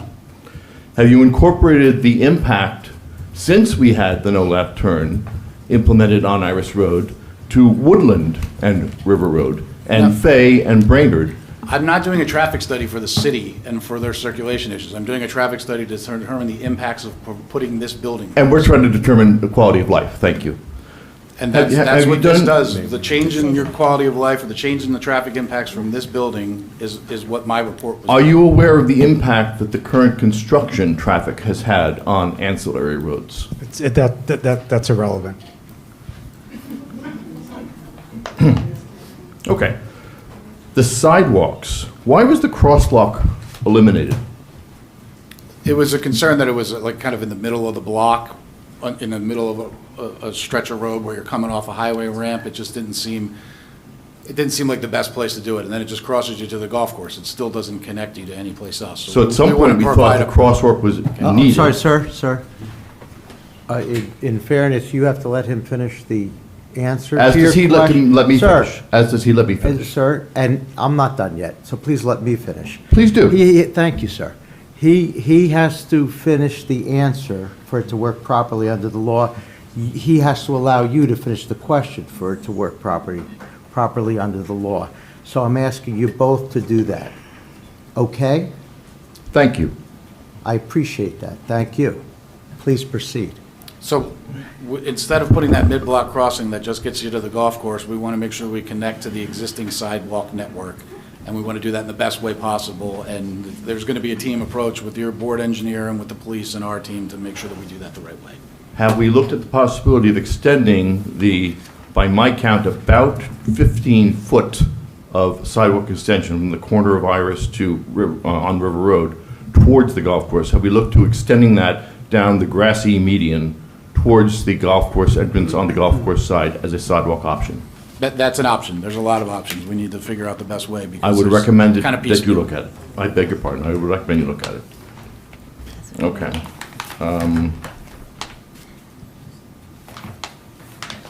I think those are my questions. Thank you. Thank you. Welcome. Thank you. Lainey Seeger, 60 Canoebrook Parkway. I have a question. You mentioned ITE several times and how that's something that you utilize to determine traffic out Can of you a speak up building into the such mic? as this. Thank you.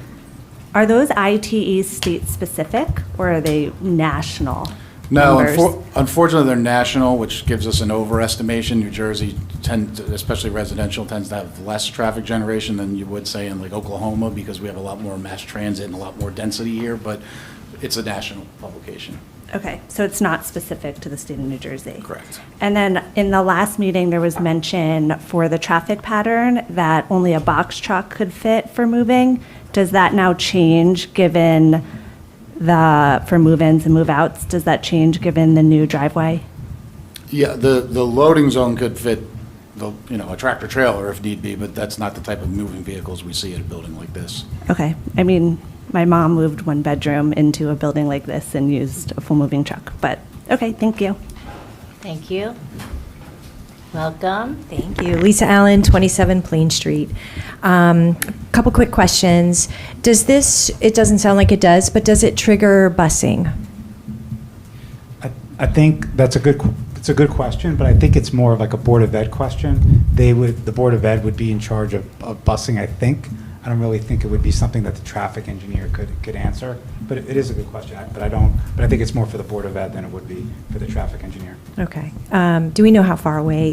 I think it's like a mile, that you have to be within a mile of a school. Craig, do you know the answer to that by any chance? Okay, that's okay. We can, okay. So does it trigger busing? That was the first one. To confirm, I was confused, and Ms. Bowen brought something up in terms of going in and out of traffic. So are there entrances in and out on both sides or only on one side of the building? Just the one side, where the driveway to the office building is where the main driveway to this is. It's the same spot. And it's on the side that would be going out of town onto Route 24, is that correct? That's what it looks like to me? It's on the, well, here, I'll put the aerial back up and you can see it's this same driveway. That's what you look at today. That's the office building. It's in the same spot. So it's heading towards, they would exit onto the one-way towards Route 24. If you made a left out, you could go out onto Route 24 east. If you made a right out, then you get to the signal at JFK Parkway, you could go north or south. Okay, so you have to go, in order to come out of the building, you're going onto a one-way towards Route 24, which means that how do people come back around? It's two-way. River Road's two-way. Coming out of there, it's two-way. Can you go, That's why I put the aerial up. I figured it'd be. Yeah, easier. Here, we'll zoom in just so you can see a little bit better. So you see this red car is heading in this direction, and you could have another car. Excuse me, can you just orient everyone? Yeah, So sorry. Plan Yeah. South is the Muni. Plan South, yeah, this is the municipal Plan golf course North parking lot, River Is Road. 191. Yep. Okay, and then where each street is, so people can really understand where Yeah. we And are. the site is, well, this is an aerial, so this is the old office building that was there. 24 is off to the right side of the page, and then that little connector road between JFK Parkway and River Road is to the left side of the page. Okay. So I do- this yeah. part of River Road's two-way. Okay, so I do agree with Ms. Bowen. It's going to be really dangerous because I don't do it, but you can definitely see people going 50 miles an hour as they head out of town on River Road. Academically, it sounds really great that there's two ways there, but the problem is that you do have people going out towards a highway and they go really fast. So, and you do have the Muni across the street. It would be very valuable. I would even think of a footbridge because for kids coming out of there, people are coming in and off a highway. It's very unconventional for families just to be, so I would think you really have to consider how that crosswalk works. I personally do not think the diagonal would work. It's just my opinion. I'm sorry, that was my question. Hold on. Just so you know, you might have missed it, but our board engineer and the applicant are going to work together to figure out a very safe way for pedestrians to get in and out of that building and to a sidewalk. Okay. To get it. But to your be- question is for them to consider that as part of that process, correct? Yeah. Yeah, And they're going to exactly, come yeah. back and testify to what they've come up with, and we're going to get to review it Okay, next time. yeah, I would just love if it's either on both sides, an entrance and an exit on both sides, so that you're not just blocking up the one side for people trying to get onto the highway, or a footbridge. No, understood. The board made it clear that that's something they want us to really analyze and make sure we get right, so. Okay. And I've lived here for 18 years, but in 15 years, I've seen 2 lights go up on River Road because the traffic has gotten so bad. And we have another, aside from Chatham, we had talked about it, but there are 47 units going up in, on River Road and Morris in Summit. There was an article, and just a lead up to my question, there was an article on NJ21.com that mentioned that the engineer had asked for evidence that the channel, I guess there's water, has enough capacity for stormwater flows, and that the new building won't harm the existing flood conveyance system. The largest, but the project doesn't trigger the New Jersey major development. I'm quoting this verbatim for the article. This project you're talking about, doesn't trigger the New Jersey's major development stormwater management requirements because the disturbed area is less than an acre and the increase in new impervious coverage is less than a quarter acre. I'm very concerned about stormwater management in town. We've had so much flooding. So I'm just wondering how you guys would address stormwater management with such a large building. No, it's a good question. We dealt with this at the last meeting. I don't know if Steve will let me summarize what was said. The chair don't preside over the hearings, the chair does. Yeah, but this isn't the right witness for that because Craig just did traffic. But we did speak to that at the last meeting. There's a whole stormwater plan and report that was submitted.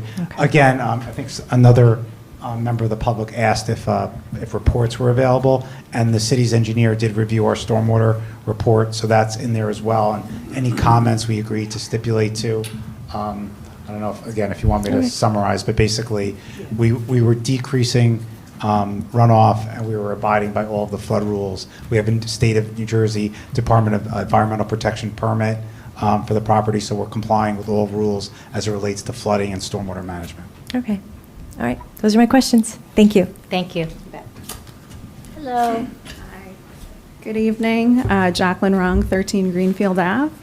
Unfortunately, my better half is a structural engineer, but he left for dad duty, so you guys get me. I do have some general questions about the study. So the study has a comparison that was done against the trip generation potential of a fully occupied office building, but as many have pointed out, the reality is it's actually currently vacant. So I just want to clarify, the 75 a.m. and 74 p.m. peak hour trips are in fact additional trips. Is that right? Yes, correct. Okay. Is there a separate trip generation component in the analysis for the 175 third-party parking spaces? And if so, can you share where in your report we can find that? No, because we don't know who's going to use those, but in any event, it's long-term vehicle storage, so it's not going to be something that's active on a daily basis. And if somebody does need to access those vehicles, they're certainly not going to do it during rush hour time period, so they'll do it in the middle of the afternoon. Okay, got it. I think that's a pretty significant operating assumption, and I'm not sure if this may have been asked before, but is that proposed as a condition restricting the third-party parking use going forward? We discussed that. Okay, great. But you can ask the witness. Okay, yeah, is that proposed as a condition restricting the third-party parking It's in the, there was a settlement agreement, I don't know if you heard me say that earlier. in January?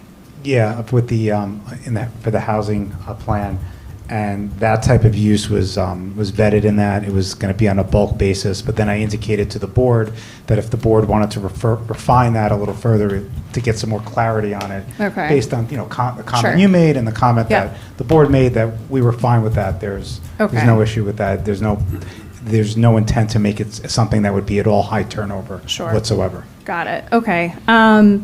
So you mentioned the modeled level of service remains B, but the level of service, the way I understand, is an average measure. Does your model also show the change in 95th percentile queue length and whether that queue can spill back into upstream intersections and other access points?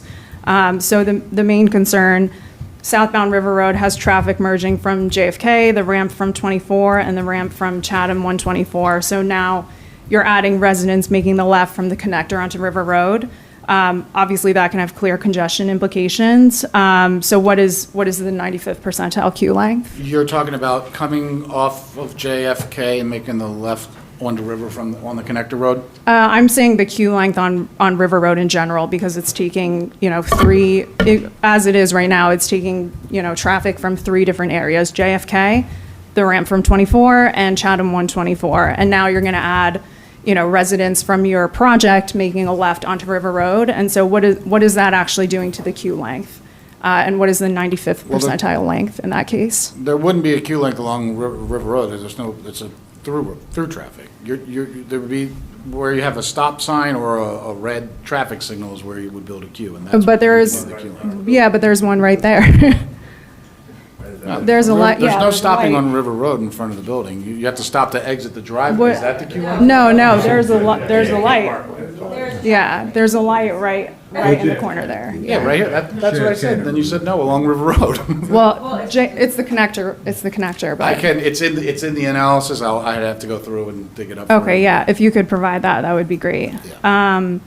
Question on the method of study. Were actual queue lengths observed and recorded in your Feb 19th field counts? And did you compare that against the real-world queues that day with the queues produced by your synchro model? No. Okay, is there any reason why you wouldn't have done that? We know if there's a abhorrent queuing condition where only half of the cars are getting through on a green, then that's noted, and then we look into that, but that wasn't the case at this signal. Okay, I guess if you're already there taking counts, like why wouldn't you just observe the queues and check them against the output from your model? We do observe the queues, but if there's not an extended queuing condition, if the light's clearing, it doesn't have any impact. Okay, I'm going to move on. Side street access. So in determining your study area, and I think this goes to the Iris Road question also, did you evaluate whether the additional project traffic on River Road could materially affect residents entering River Road from these streets that don't have signals? So gap acceptance or side street delay analysis for Iris, Woodland, Fay, Brainerd, Butler, Greenfield, Lewis. Is there any analysis on gap acceptance or side street delay? No.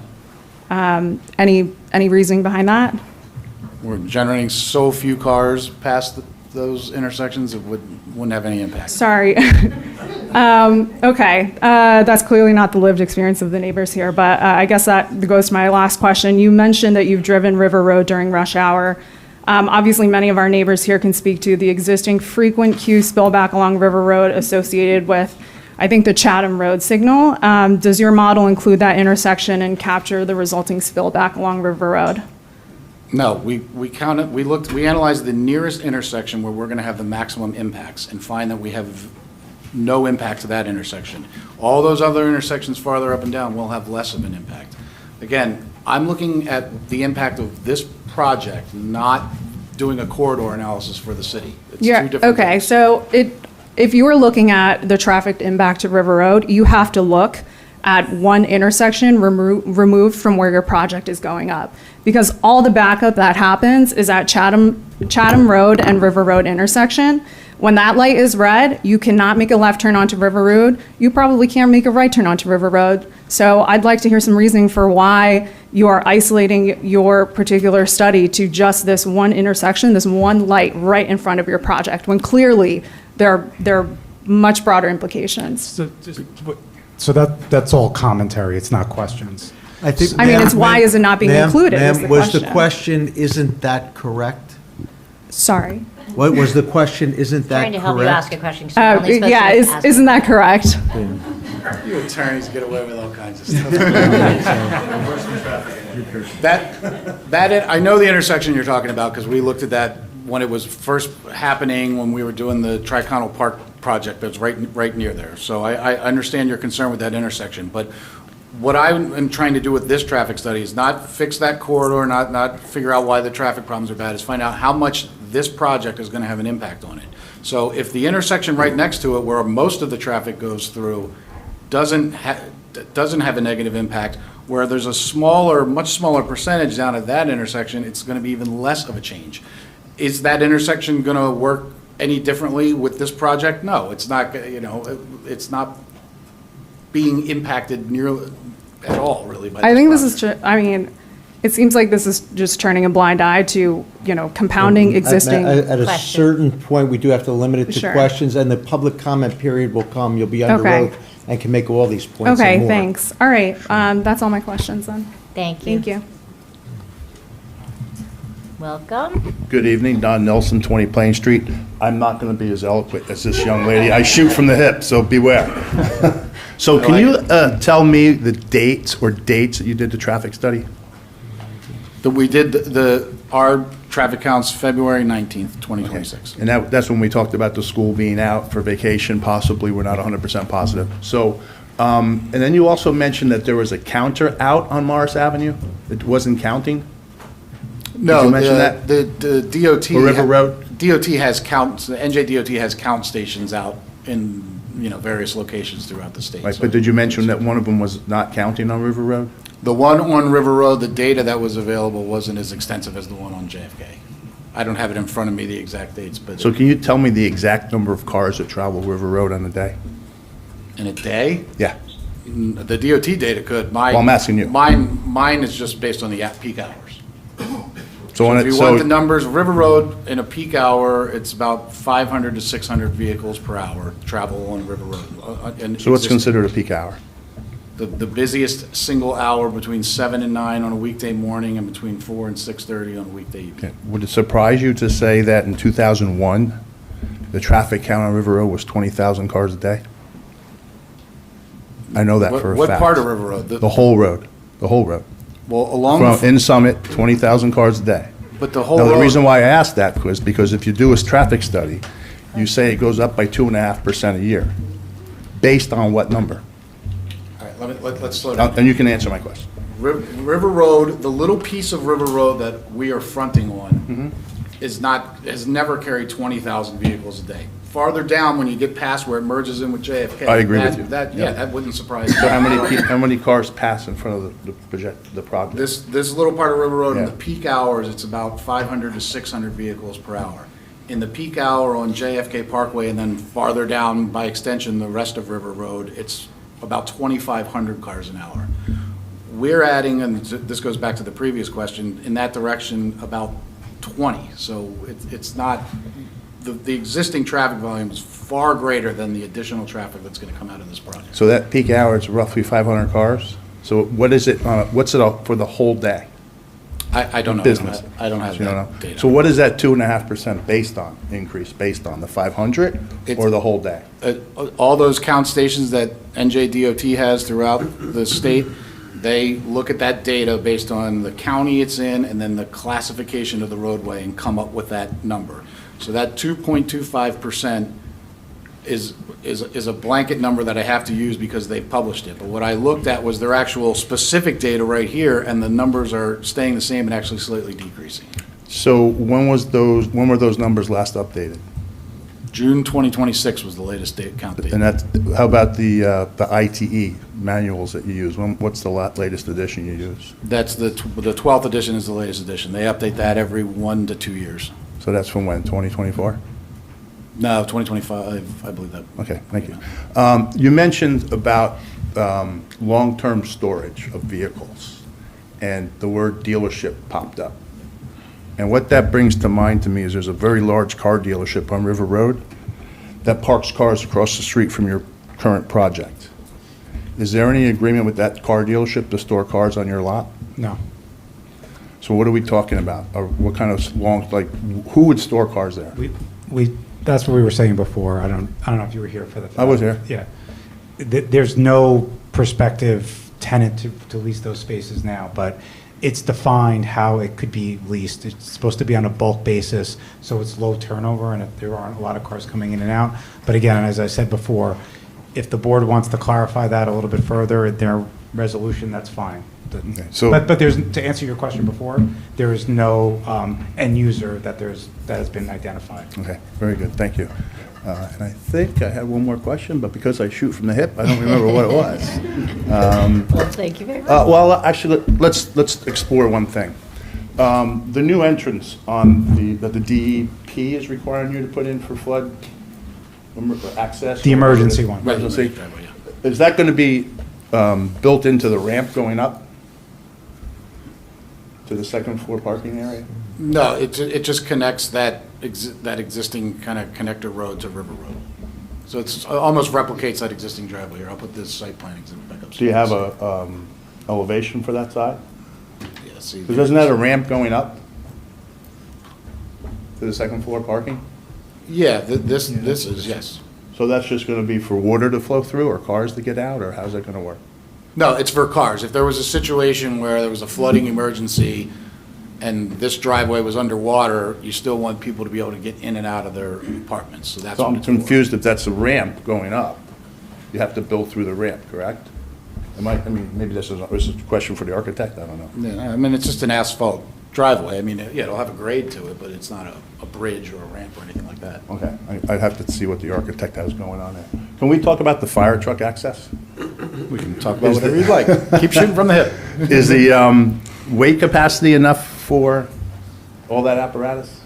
Because you're only showing one piece of apparatus. Usually when a ladder truck goes to the front of the building and it's being used, it takes more than one piece of apparatus to feed it. Yeah, I mean, I'm not a structural engineer, but I. So we'd have to ask the architect that question, I would assume. Okay, all right, thank you very much. Thank you. Welcome. Good evening, Penny Barth, 79 Tanglewood Drive. I've lived in the town probably over 50 years. This whole new project, as a mother who drove her 3 children in carpools back and forth, I have a couple questions. On the study, you did 4 to 6:30. Okay, most of the people here who are taking their children to school are picking them up anywhere from 2:30 on, back and forth, back and forth. So that's one thing. So I think in your study, maybe you should check the times.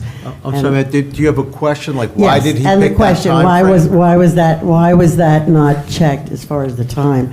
And the date when it was checked was probably a holiday. The other problem. Wait. Let him answer. Yeah, you want to Oh, sorry. answer Yeah. the question. Couple reasons. We didn't worry about the school hour because there's no school on River Road or immediately adjacent. That's when you typically get worried about the Are you school having putting? impacts. Okay. So the commuter rush hours almost everywhere, even sometimes right in front of a school, are usually higher than that school volume. And the second reason is this type of building is not going to have that many school-aged children. That testimony will come later, but this isn't going to be, a bunch of kids living here. It's not a Can I also just try to clarify your question also? Just give me 1 second with Craig to do that. So Craig, when you study the roadway peak hours, you're studying the busiest hours of the road, correct? Correct. Okay, so when you study 7 to 9 and 4 to 6, that's because there's the most volume on those roads, right? Absolutely. And then you identify within those 2 or 3 hour gaps the busiest 1 hour, right? Correct. Okay, so then after you do that, that's when you get the level of service analysis that you published in your report, correct? Right. So anything other than that peak hour would be, the level of service would be even better. Is that correct? Yes, that's the idea. We're looking at the worst case scenario, the busiest. Right. So to answer, so it's a good question, and I just want to make sure that you understand why we studied the hours that we studied. Because if I were in your shoes, I'd be asking the same thing. So the point is that that time that school is let out is not as busy as the other hours that you studied, right? Correct? Correct. So the level of service would actually be better than the level of service B, or around the same in those hours. Is that right?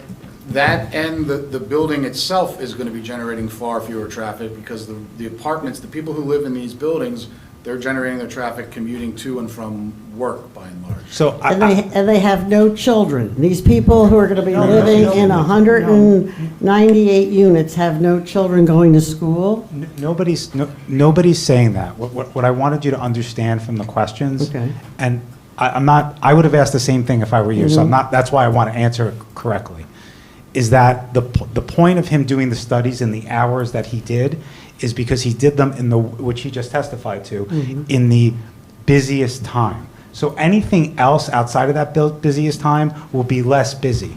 So if it works in the busiest time, which is what he's concluded, and everyone, obviously, all the other professionals are checking that to make sure, but he's concluded that in the busiest time, it works. When it's less busy, it will work even better. That's why.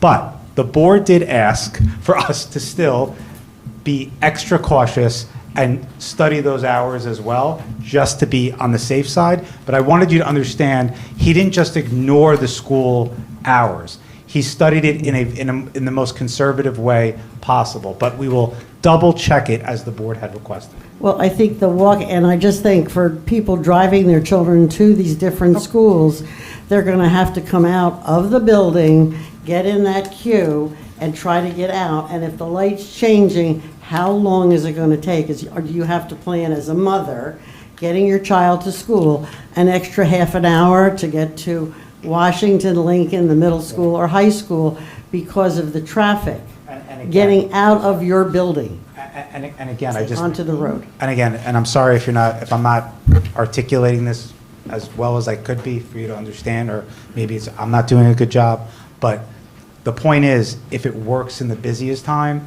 the points that you're trying to make won't be a concern. But the board asked us to double check it, and we will. Okay, please do. And then the thing is, when are you meeting with the engineer, and what city engineer are you meeting with? So the chairwoman, I believe, has directed us to meet with Marie, who's. Our consulting engineer, Yeah. Marie, who's Yeah. right here Okay. tonight. Yeah. Perfect. And I- Thank you so And I believe much. she asked us also to try to include the police officials Right, with a in that. written report. And I would say the fire department, because basically, as of July, we have more or less new people in Yeah, the fire department. They wrote a letter, but Yeah. I think we've worked with them Thank you. extensively. Okay. Okay.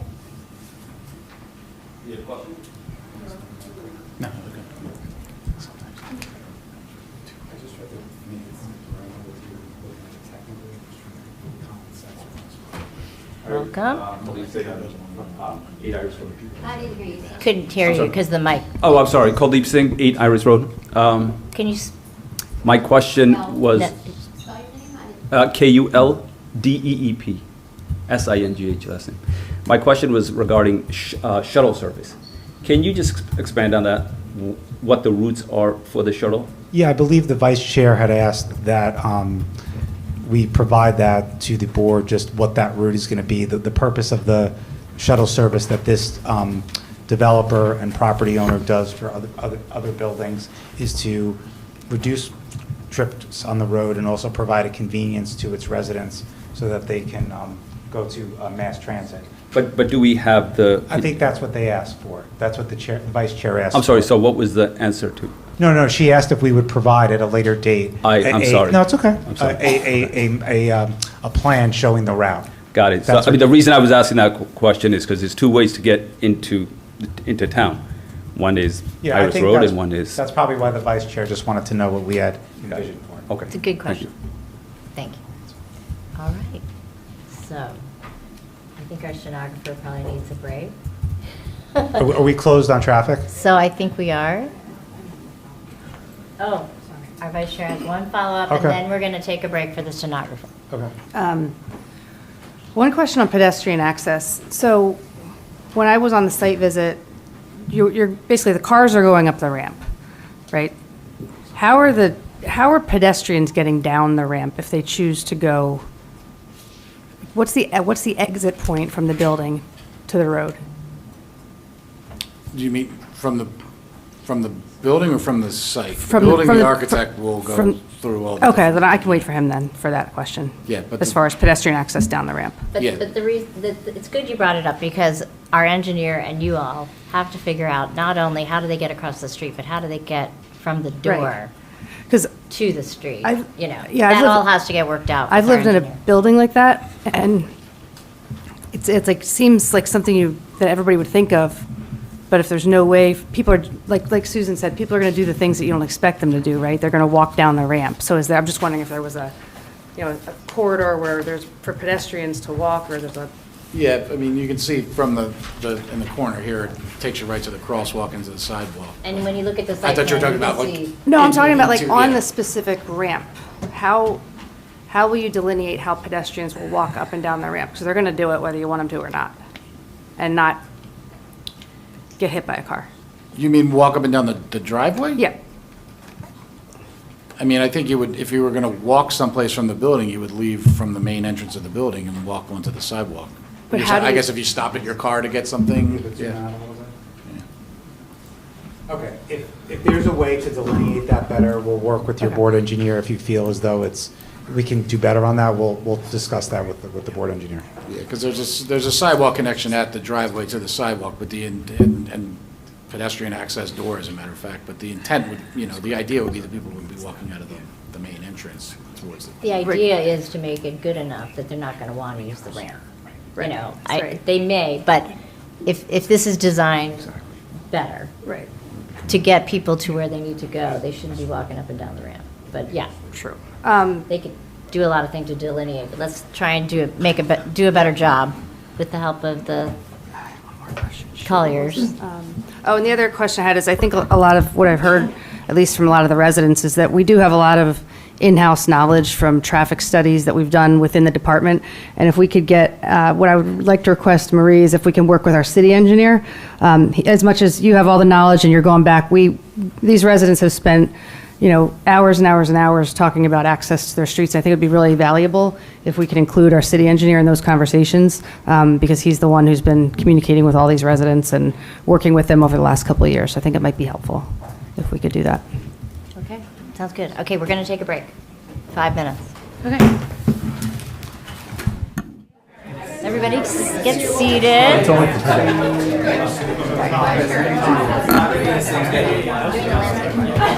I know. And then we're gonna start the landscape architect. If we don't finish, then if they don't finish, they change the but maybe it'll be quick.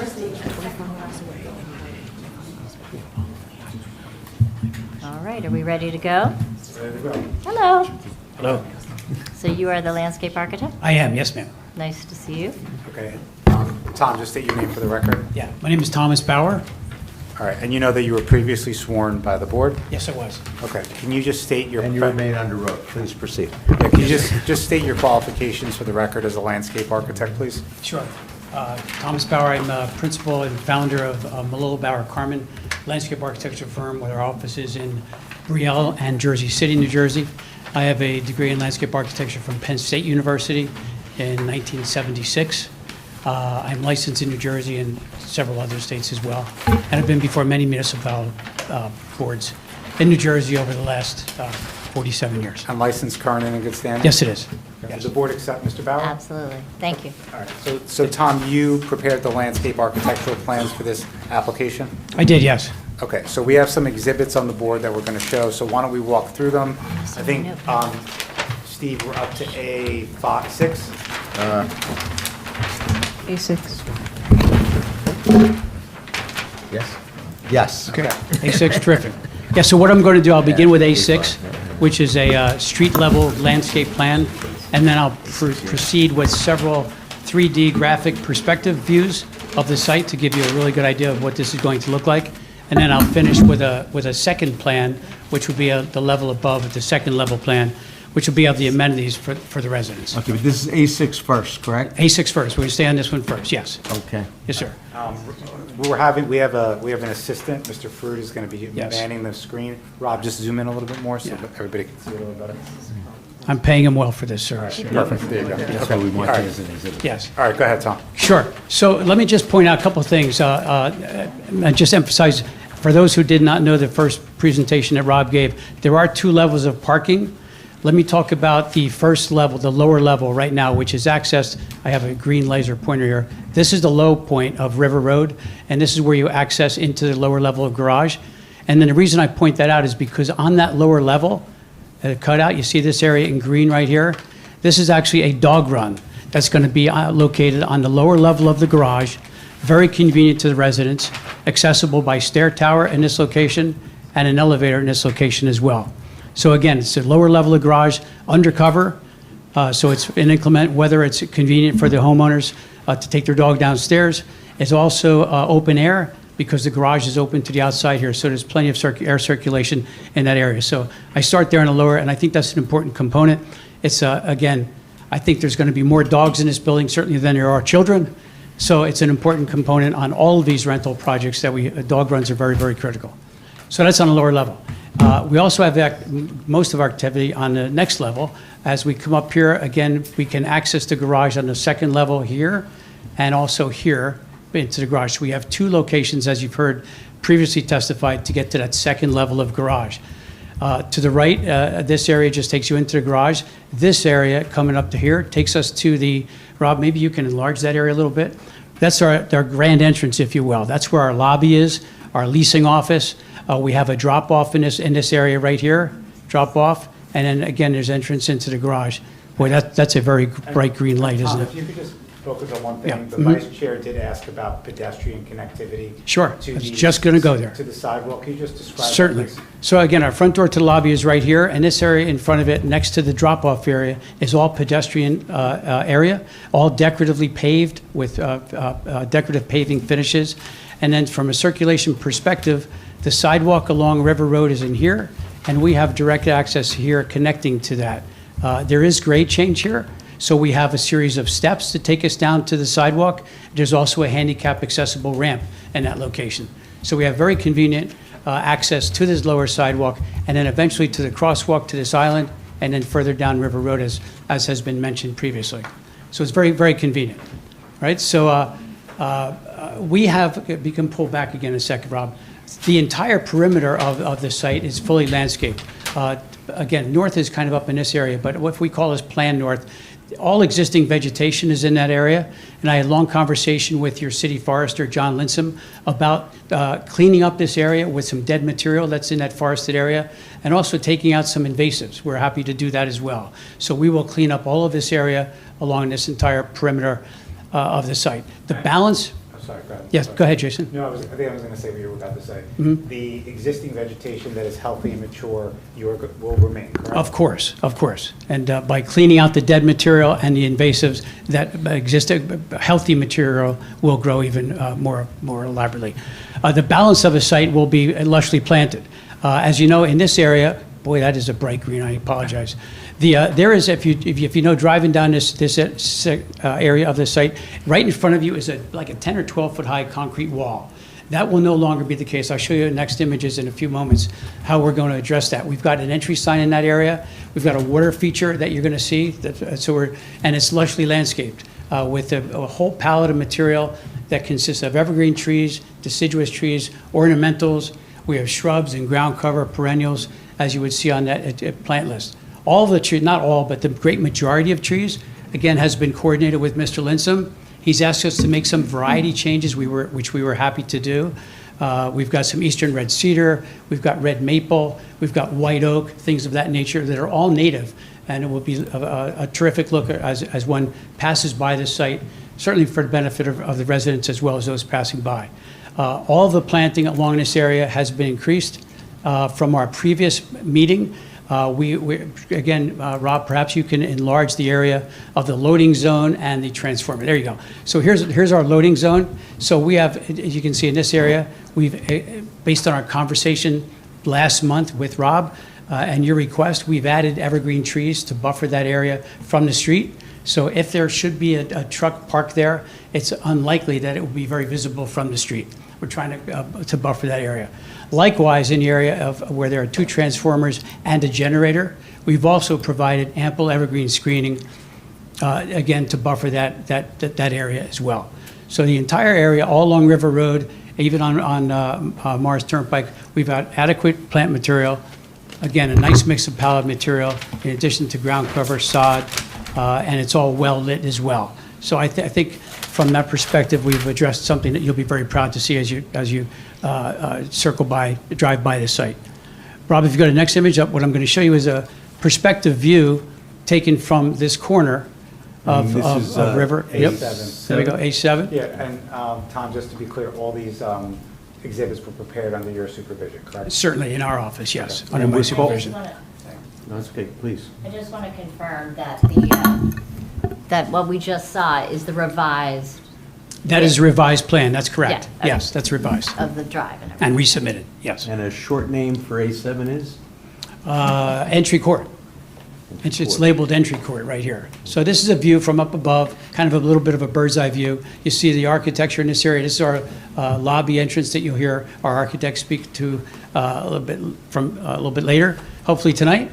This is our entry court as we're driving up in this area. We arrive here, we got a drop-off area, and then a nicely detailed decorative pavement. As you know, today, it's just a concrete parking deck. So from this perspective, anyone who enjoys the residents and any of their guests will enjoy a very attractive entry court and plaza area at that upper level. And then this area is where the entry sign is and a water feature. I'm going to show you a little bit closer view of that in a moment. But everything to the left is new plant material, everything to the right as well. And that large wall that I mentioned is going to be filled against in large part, clad with a decorative stone, and it'd be quite a nice feature, again, from a streetscape perspective. So Rob, next slide, please. So A8, so we'll just, Steve, is it okay if we just call this what it's labeled, view down River Sure, Road? we can enlarge that a little bit maybe. This is a view looking down River Road in a northerly direction, as if you were coming from Iris. Hold on one second. Yep. Can you, Make it bigger? Yeah. Okay, zoom in a little more, Rob? Yeah, you can zoom in, Rob. You can zoom in a little more, yeah. Okay, so this gives you a good perspective of what this would look like. Again, you're going to hear more about the architecture and the details. This is representative of it, but you'll hear more in detail from the architect. But you can see that this landscape area in here is elevated. You can see the sidewalk coming down River Road, and here you can get a brief view, a simple little view of the access from the upper drop-off area and plaza area down to the sidewalk. And then you then approach. That's the sidewalk we're seeing, or is That's- that the second entry? This is the sidewalk we're seeing Okay, right here. okay. That's the sidewalk from the entry court, yeah. The second entrance is past that, further Okay. down. The second vehicular entrance. Right. Yeah, yep. And So, also, Tom, a good point shown in this exhibit is the fact that the loading area is screened by those evergreens that you planted. that's right. Rob, maybe you can even zoom a little bit closer. That loading area is down in this area, and you can see the evergreens in that area that are buffering it, even from this perspective. Can we get the heights of, planting heights for this? Yeah, sure. We evergreen? have, the Eastern Red Cedars and American Hollies are the two evergreens of choice on this site. And we vary, if you look at the planting plan, you'll see they range from 8 to 10, 10 to 12, even 14 to 16 feet in height. And this That's- particular view has them at what? How Vari- many years? I would say varying heights, from 10 to 16 feet. But these aren't views at planting, these are views after a certain period of time. These are probably correct? couple of years beyond. That's a good point. They're probably a couple of years of growth. But they would be planted anywhere from 10 to 16 feet in height. And you can anticipate a foot to 18 inches of growth each year. Yeah. Okay.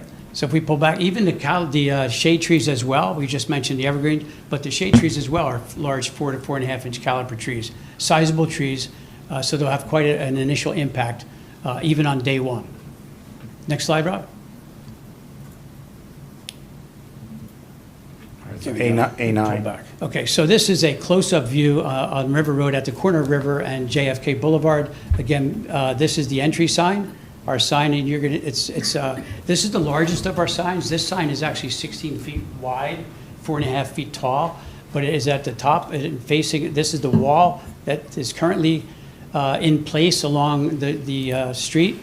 You can see that we're filling up against it. Today, that grade is all the way down here, but we're filling it with landscape and with a water feature. So we have water feature starting at the top, just below the sign, cascading down a series of steps into a lower basin pool, of which there is no pool that's visible, by the way. It's all below grade basin, so there will be no standing water if that's an issue with anyone. It's just a cascading waterfall. So a beautiful attraction along the street, nicely adorned with shade trees and evergreens as well, in large caliber. This is a shot of that same sign at night. So A10. we'll just call it. A10. It's called the night view of the Vanderlee sign, we call it. And the water's lit as well. I think a beautiful sight as you're passing by. And it is backlit, I should point out. It has an acrylic lens, white acrylic, that will be backlit, so it's very softly lit at night. That's the first of our 3 signs. We actually have 3 monument signs. This is one. The second one is the next, Rob, which is at the main entrance. This is the entry drive off of River Road. This is a vertically oriented sign. The sign itself is 10 feet high, although it sits on a wall that is 14 feet high. and it perfectly in scale with the building. You can see the sidewalk in the foreground, lushly planted, and off to the left here as well, see some of the evergreens that are planted as well. What's the width of that sign? 10 feet tall, it's obviously less The wide. width of the sign is, I think, is 3 feet wide. The sign itself, 3 feet by 10 feet. And again, the sign, the wall that is on is 14 feet tall. I think it's by 6 feet wide. Yeah. Okay. And again, even in the, so to the left is where the loading dock is, so that's screened. And in the distance is where the transformers are, and they are also screened in this view. Yeah. And then the next slide is a night image of this one. Again, same kind of internal lighting. Lights went out. Did There the you go. power There you go. There you go. surge? Is that what happened? There you go. Oh, there, okay. There it is. We're back. So same acrylic lens on the sign for a very soft white light for the Now we're up signage. to A12, I think? A12, correct. Okay. And this is the third sign? It's the second sign. Second sign No, is it's night. just the nighttime view. Night view. Yeah, night view. Oh, night view, the same one, okay. Of Two A11. views of each of the two signs so far. There's one more sign that we'll see momentarily. Next slide. Yep. So weird. Yeah. We see it here. We have technical difficulty. Do you have bigger boards or no? You don't have bigger boards, right? I have boards. I do. We can bring out the Oh, there it boards. goes. Okay. Okay. So this is, I've included a couple images. Again, you can zoom a little bit here, Rob. This is showing a view from across, from the golf course, looking across the street. So This right here is A13. A13. View across River Road from the golf course. This is the side, the end of that entry sign, and you can see the evergreens that are buffering and screening the loading dock. Next And slide, that Rob. sign's the same size as the other one? Same sign, it's the same sign. Oh, it's the same one. That is the same sign, yeah. And here is just one more view, backed up a little bit more on River Road. Again, just want to give you a little perspective Okay, on the okay. fact that we are in fact screening that adequately. I know that was an important point for you. So that was A14, just make sure. So these are the evergreens screening the loading area, which is beyond that. Okay? And then next slide. A15. This is the third and final ground monument sign. This is at the corner of Morris and River Road on the corner. Same size, this is the 10-foot sign. Its sign is 10 feet wide. The wall it's on is 14 feet. Same dimensions as the initial sign at the entrance, but it's horizontal as opposed to vertical. Same dimensions. Okay?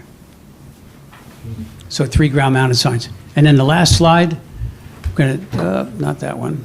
Where did it go? There you go. So this is, I mentioned the last slide, we're going to finish on the second floor amenity space. Rob, maybe you can. This is A16, correct? A16. 16, okay. So what we have here, again, this is these two courtyards, and this is the Can you same make it orientation. bigger? Because there's a lot of dead space. You can see it a lot better. Yeah, go to the pool There. courtyard. So what is shown in blue is the amenity space. To be determined, you'll hear more about that, what's in there from the architect. Blue area is amenity space, interior amenity space will be fitness rooms, yoga, club room, that kind of thing. And then outside in the courtyard, we have a swimming pool with ample chaise lounges. We have cabanas backing up onto JFK Boulevard. There are barbecue areas. There's a pavilion in here with restrooms. There's a feature wall with fireplace and TV. We have outdoor barbecues. We have lounge seating and fire bowls for enjoyment of nighttime use. As you know, the pool area is a 3-month type of use, Memorial Day to Labor Day, so that will be fenced in and enclosed. And then in the off-season, the balance of this area is accessible to the residents as well. So it's a great amenity. We also have several, the units, the homes that are on that roof level, will have private patios as well for their enjoyment. And then if we jump over to the other rooftop, it's a little bit more passive. In this area, we have 2 access points through the hallway, and we have private patios, as you can see, lining the perimeter. There's a walkway that's where you can stroll through this area, and also it's just passive. We have a lawn area, again, some outdoor seating, lounge area, some barbecue grills. We have a feature wall for outdoor movies that we can project a movie on, and ample landscaping as well. In addition to that, back up a little bit, Rob. Let me touch on the green roof concept, if you will. When interior to these plantings, interior of the courtyards, we have what's called intensive green roof. That's where there's some soil depth, maybe a foot, 2 feet, even 30 inches in some areas.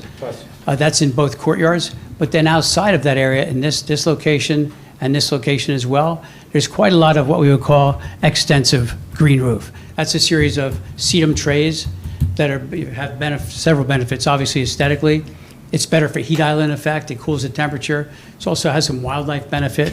And from a stormwater perspective, which is the main reason we do it, it's actually acts as a sponge, holds water. So together, the intensive and extensive rooftop green areas total just shy of a half an acre, which is substantial. I know that was not calculated in Rob's stormwater testimony, but there is some definite benefit to that. So aesthetics, stormwater, a nice feature for the residents.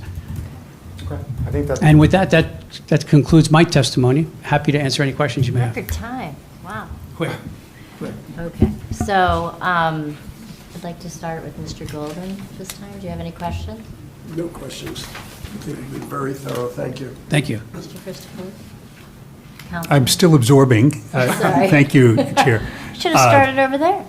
No, I'm still absorbing. It's beautiful. I'd love to see more of the elevations of the overall structure as we go through the architectural review. Yeah, you will see that, yeah. I think it looks like a beautiful design from what I've seen. For the green roof, is there a way to quantify the benefits in terms of stormwater in particular that you expect to get from the green roof? Versus the concrete. Versus the status quo? That'll be a question for Rob, yes, to quantify, yes, Yeah, I mean, yes. we could, I could ask Rob, maybe we could prepare like a short memo to submit to your engineer, just to get what that number would be, what benefit it has from a mathematical perspective is what you're kind of asking. Okay. Any other questions? Is Susan? it possible, thanks, Madam Chairman, is it possible to prepare an Iris Road backyard view of what someone standing in his or her backyard on Iris Road will see across the Muni into the building, or what is that? Is that Knubrook Parkway? Yeah. So those two views, what somebody would see standing in his or her backyard from Knubrook Parkway, looking straight on, and what someone would see from Iris Road in his or her backyard, looking through the Muni. I'm just wondering what they're going to A view from see. Iris Whether Road, there's I think benefits in these trees, or if they're just Sure. gonna see buildings. Now, understand there's a golf course in between their homes on Iris Road and this building, right? Right. but That's a there's long way. nothing to stop in their eyeballs. I'm sorry? That's part of the problem, right? I mean, they're going to see exactly, because there's nothing to stop them. Well, there's ample trees through there, but yeah, we could prepare that view if you'd like. We could do that. I think that Sure. would make sense for. We can do that. For the neighbors who want to have some idea of what they're going to see. Sure. We'll be happy to do that. Just for clarification, if I may, Madam Chair, would the request be at ground level, second-story bedroom level, or what?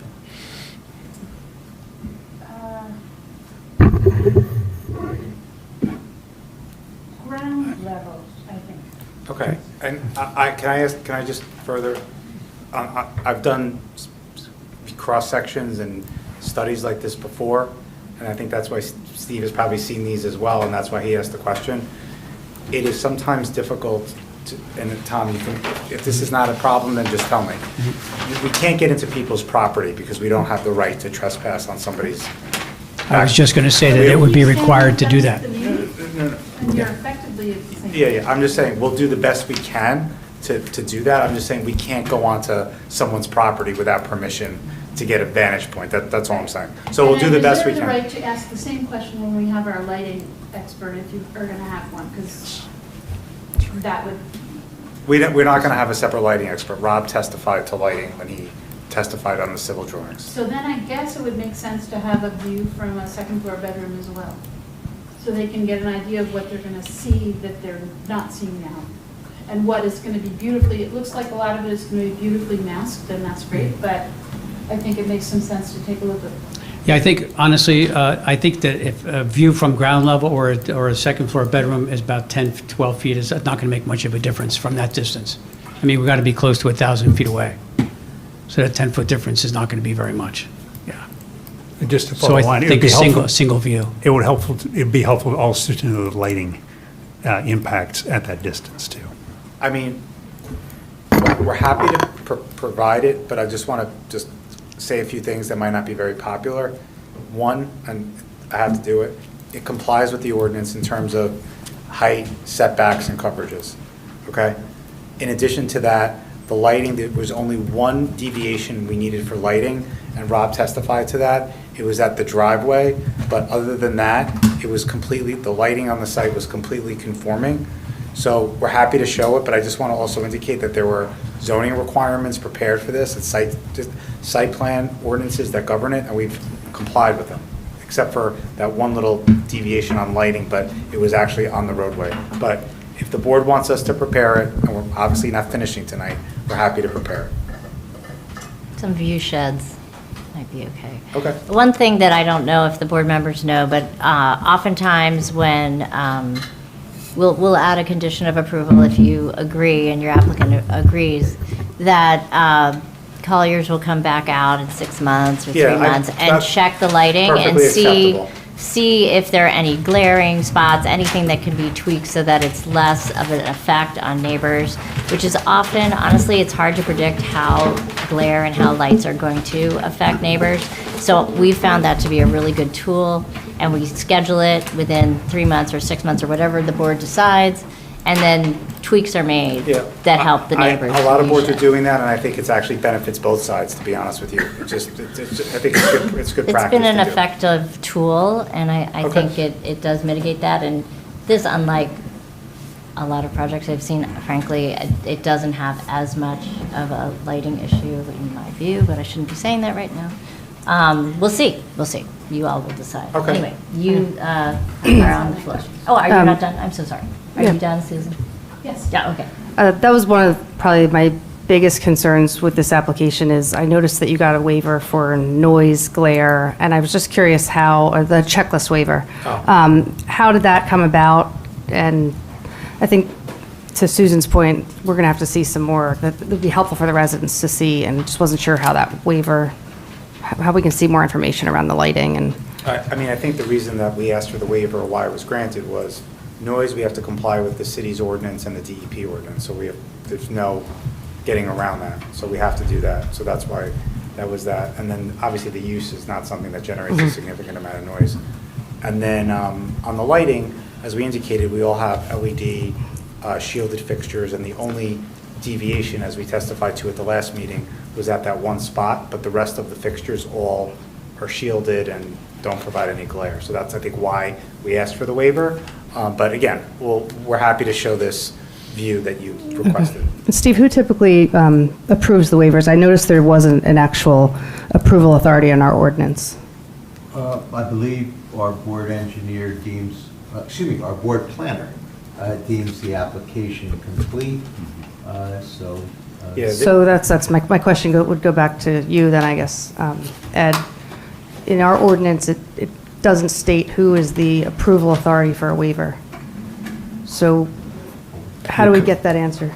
Customarily, it comes back to the board technically, essentially, if the Right. board was to deviate So the from board, that the checklist board has requirement. ultimate jurisdiction over a checklist waiver. Correct, but the applicant can request the waiver. Okay. And so therefore, they did request that waiver. And it's So- probably from their performance standards, I'm sorry. Okay, so just to clarify, two checklist waivers were, one was for safety and one was for noise, emission, glare, vibration, heat, odor, water, and safety. Yeah, can I just clarify one thing that Ed said? Sorry. Sorry, go ahead.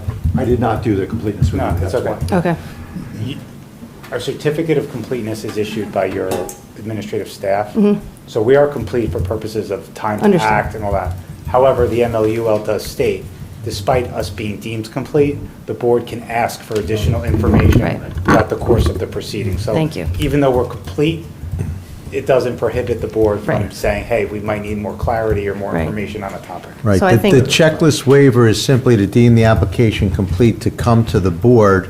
The board never waives its right to ask for even the same items that were not required to be provided in advance to the board to have the application come to it to be heard. The board always reserves the right to ask for that information, should the board so desire, during the application process, or alternatively, as a condition of approval subsequent to that. I know our board members know that, but I wanted to say that out loud for members of the public. Yeah, maybe we didn't know. I guess my question would be, what typically would be included in that waiver checklist? What would have been provided that was waived, I guess? For noise, I mean, you could have done it, you could have a noise consultant do a noise study, but again, based on this use, I've rarely seen them in just residential projects. They usually would be done in a industrial type of project or something that, has manufacturing or something along those lines. The lighting, I think we provided a sufficient lighting plan. You have a complete lighting plan that was submitted by the applicant with photometric plan with foot candles. You have the fixtures that show that they're shielded. So those have all been provided. Again, I don't know if the board feels they need any additional items, but those were all provided with the application. Okay. I mean, I would feel much more comfortable getting more information for the residents in regards to those 6 or so items on the waiver, just so they have a better level of comfort. I think on the lighting issue, what the chairwoman recommended was proper, where our foot candles are really low, as we testified to, except in that one spot, but even where we deviate, it's only 1.3, which is really minimal. But if it can be adjusted after 6 months, that's fine. The applicant would agree to that condition of approval. That's perfectly fine. So I think it goes into things that we're not going to provide testimony on tonight. So I think it would just be, I think we'd like to just take another look at some of those things. Just so we're clear, what exactly might the applicant be providing, what might you be requesting, and what might the applicant be providing? Well, I haven't seen the checklist, so I wouldn't know. Right. Ken, would you be comfortable with Marie working with the applicant for anything that you feel is missing? Or? I think we want to see what actually would be provided in a normal application and not waived. Mr. Stavella, could you go through each of those? I don't know what I don't know, right? items? Like, I don't know. Right, and that's why I'm asking him. Well, So that the board knows what it's asking for and the applicant knows what it's providing. Can I make this request? Yeah, Is this we have okay? to be clear. Can we go, because I was going to ask a follow-up on the traffic at the end and what the board wanted us to actually do, just to clarify. Could we just finish Mr. Bauer, and then we can come back, I'm not dodging it. We can come back, we can come back to it. That's fine. Okay. All right. My last question. Sure. What happens when trees die? That's 2 year, is it at least a 2-year replacement? Yeah, but I'll give you 2 answers to it. One is what council was going to say, we have a 2-year maintenance bond that we'd have to provide upon release of the performance bond. So you get that for a while. Great. Then the other is, this is our landscape plan. The board approves a landscape plan. The tree dies, we got to replace it. Yep.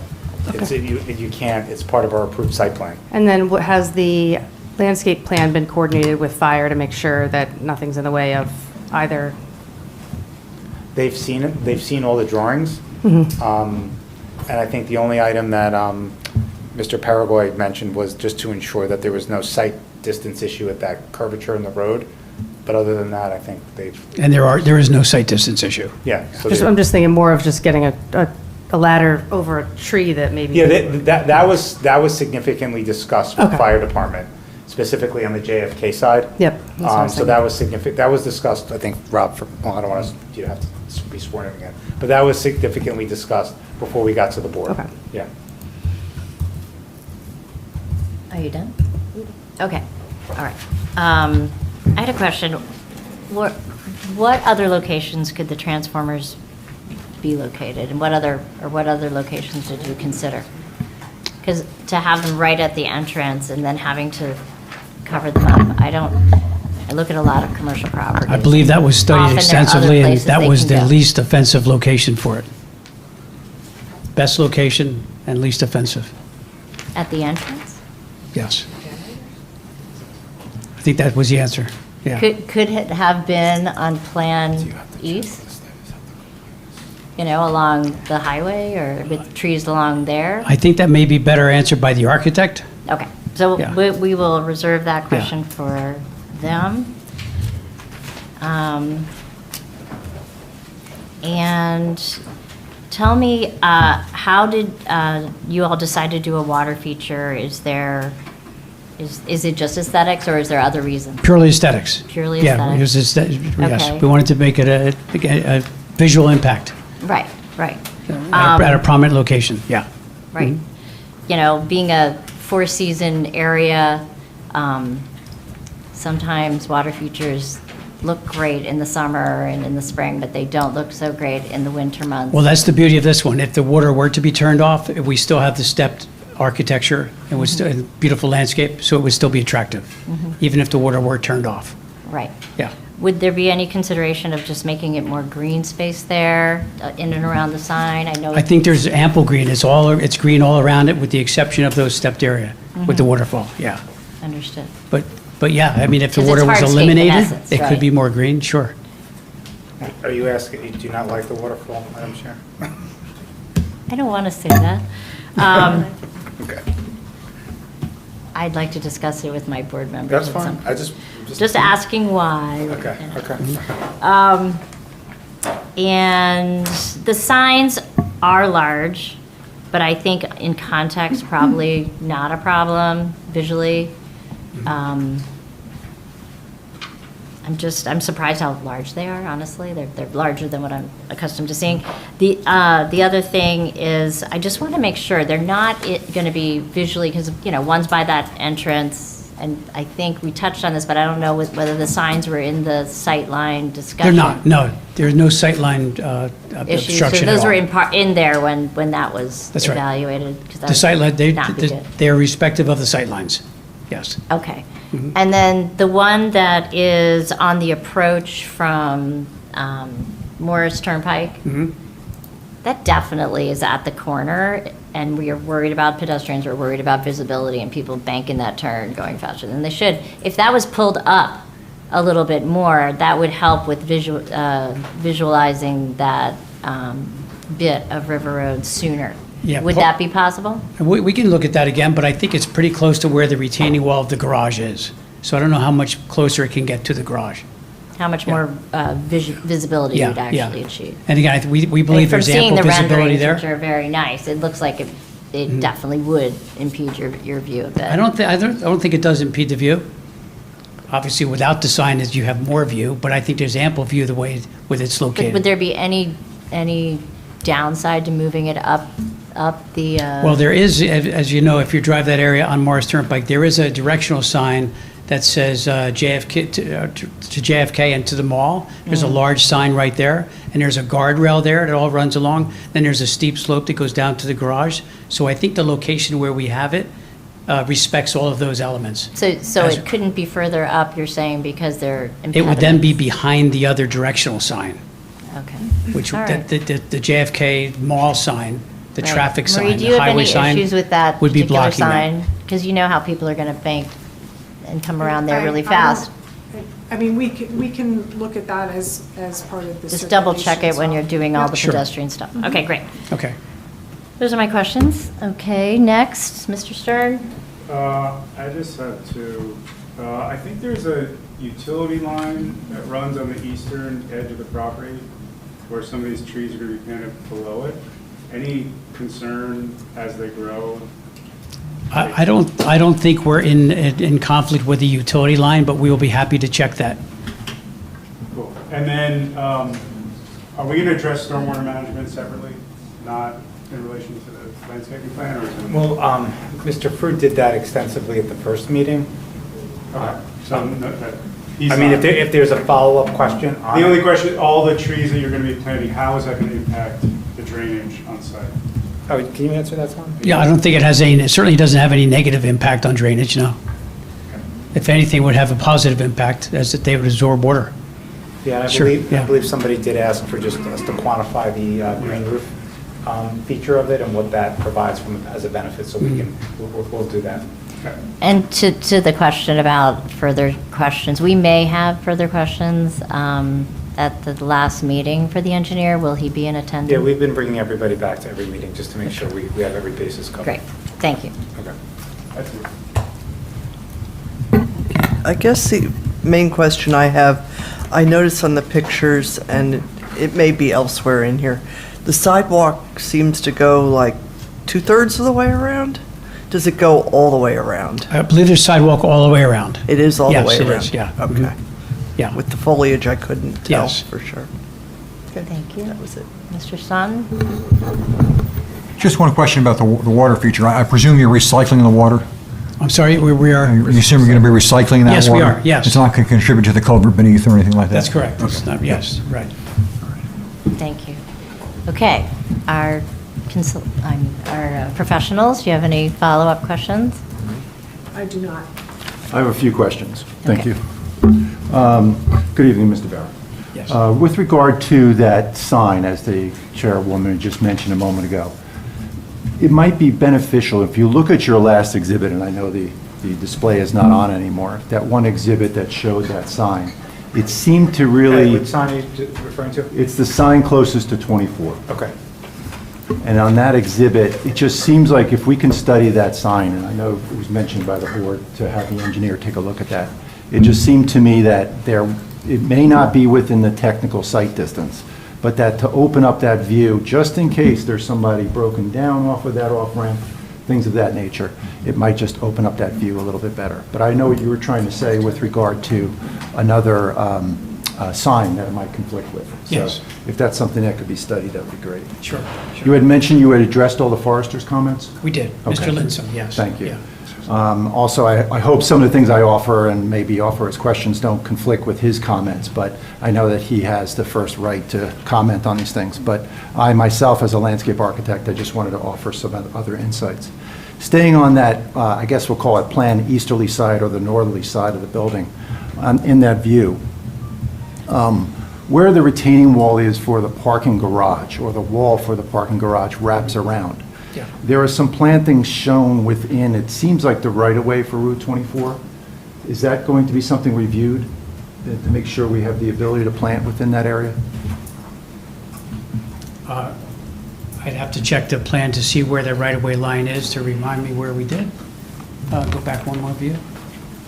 I appreciate Want you to see the put perspective or the plan? in that area that's being circled now on the exhibit. Okay, oh, that's that area on Mars Turnpike? Right, Yeah, that's way down below, down the hill. That's well below the road elevation. right, but it's within the right-of-way, I believe. Yes, it is, that's correct. 24. It is within the right-of-way in that area. You'll be checking to make sure you can put planting in there? We will, yes. Okay. That's going to be important. I think it's a good idea to put planting there, and I appreciate what you were trying to do. Yeah, yeah. But obviously, would make sure we can keep it there.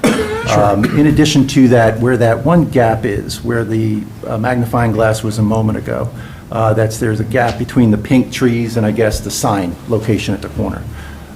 Is there room in there to add a shade tree or two on that side? I'm looking at the proximity of the mass of the structure to Route 24 and trying to add some canopy in that area. Is there space available in that area, or are there other utilities that sort of limit your ability in that? We'll check the utilities, but I think there is area in there to add some trees. Okay. We can add a few more shade trees in that area, Thank you. if you prefer. Just to help with that side of the elevation. And it also correlates to the, I think you called it an intensive green roof, which is just the trays of green roof that you have on the That's top the of the parking extensive structure. is the trays. Extensive, Excuse me, yeah, I yeah. always get that mixed up. On that side of the building, is there an opportunity with that space to add some possible planters with trees or with larger shrubs in there to offer some greenery to break up that facade of the building on that side because of the green roof area that's in that area? Is that something that the applicant might be willing to look at? Or is We there a will talk to benefit? them. The difficulty with that is maintenance, from a maintenance perspective, because there's not easy access to that area. Because it is all just Because sort of it's- private space That's right. for that That's first correct. floor? The Okay. sedum tray kind of thing, we really don't worry about it, takes on a life of its own. Okay. But if we were to have trees and planters, they would need to be maintained.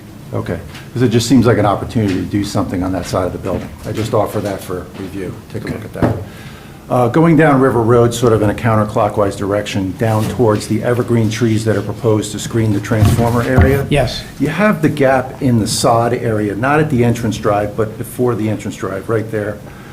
Is there an opportunity to put another shade tree in that area? What I'm looking at is, I know what you originally had as your design for the mass of larger canopy trees, and then you've added the evergreen trees in there, which I appreciate and understand why you've done so. But in those gaps, just because of the size of the structure, I'm trying to maximize the area for the shade trees as much as possible.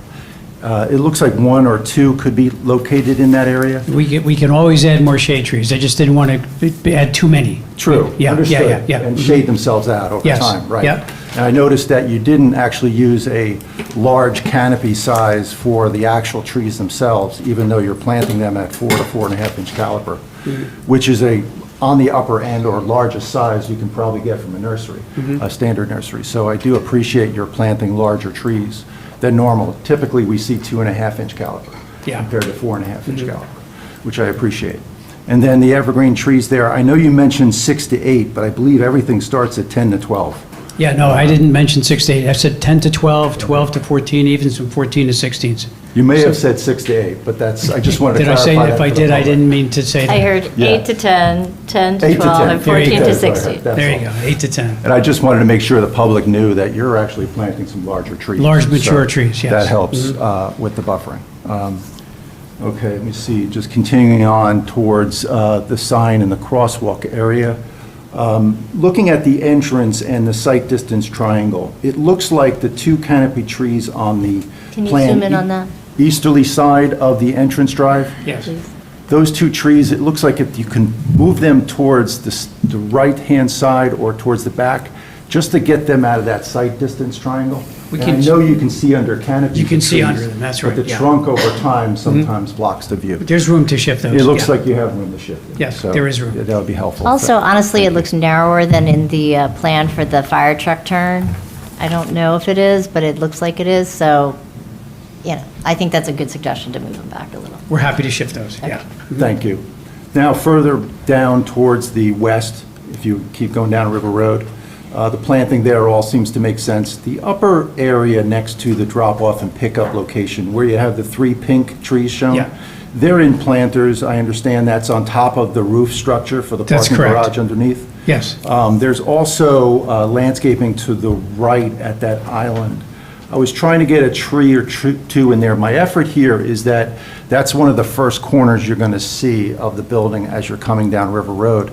Is there an ability to add at least some more of the trees and planters at that entrance area? On that island? Yeah, at the, how do I describe this? At the closest location to the ramp that's going up to that upper drop-off area. You see where it's that light green area? I apologize, I think Yeah. I should approach the screen. There, thank you, in this area. In that area? I know that's on top of the roof structure, I'm not sure if That it's is in still line over, with the column. that's on the garage, yeah. yeah. Or not, but if you can take a look at that and see if there's an opportunity there. Sure. Looking at the planting along the frontage of the wall, and I appreciate what you're proposing, and I understand the plant material is all native grasses and shrub material. Can you look at areas where we could have some pockets of evergreen shrubs? The idea is that a lot of the planting here is all deciduous, mostly deciduous, along that wall. I know you're doing large masses of hydrangea and things of that nature in that area. Is there an opportunity to help with the winter interest? I think that's something that the board had mentioned, the seasonal interest of the streetscape. We can certainly do that, yes. Thank you. Yep. Mr. Warner, I'm envisioning a condition that the landscape plan will be subject to the review and approval of Mr. Snykin. At some point. I That sounds apologize, I good. didn't have a chance to offer any comments on The- this. That sounds good. The entire perimeter of the site, yes. And actually, I think... And everywhere else. I think I'm almost done. I'm just teasing you. No, I appreciate that, and we It often was funny. talk this way to each other, so I appreciate that. We talked about the existing vegetation to remain along River Road. I know you're going to be doing selective removal of the trees in that area, obviously with the supervision of the city forester in that regard. On JFK. Right, along JFK, thank you. Covered that, some of the other questions were covered. Bear with me 2 seconds.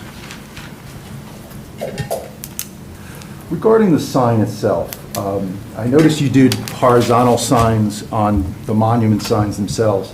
Then we have the main identifier at the main entrance. It's a vertical element.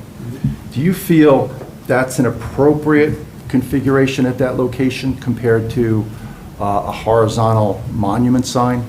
I'm looking at the verticality of the building on that view, and you showed some perspectives which were very helpful in visualizing what was happening. Just in comparison, in your professional opinion as a landscape architect, the benefit of the vertical compared to a horizontal sign? Yeah, in that case, I think the vertical is appropriate because of the dimension that we have to work with. We'd like it to be a two-sided sign. It's a narrow area. In fact, we reduced it by widening the driveway for the loading zone. Right. So it got even narrower. And So I I think guess- the vertical sign in that case is appropriate. And I guess the vertical sign helps to identify the main entrance. Yes, to that's the right. site as That's well. right.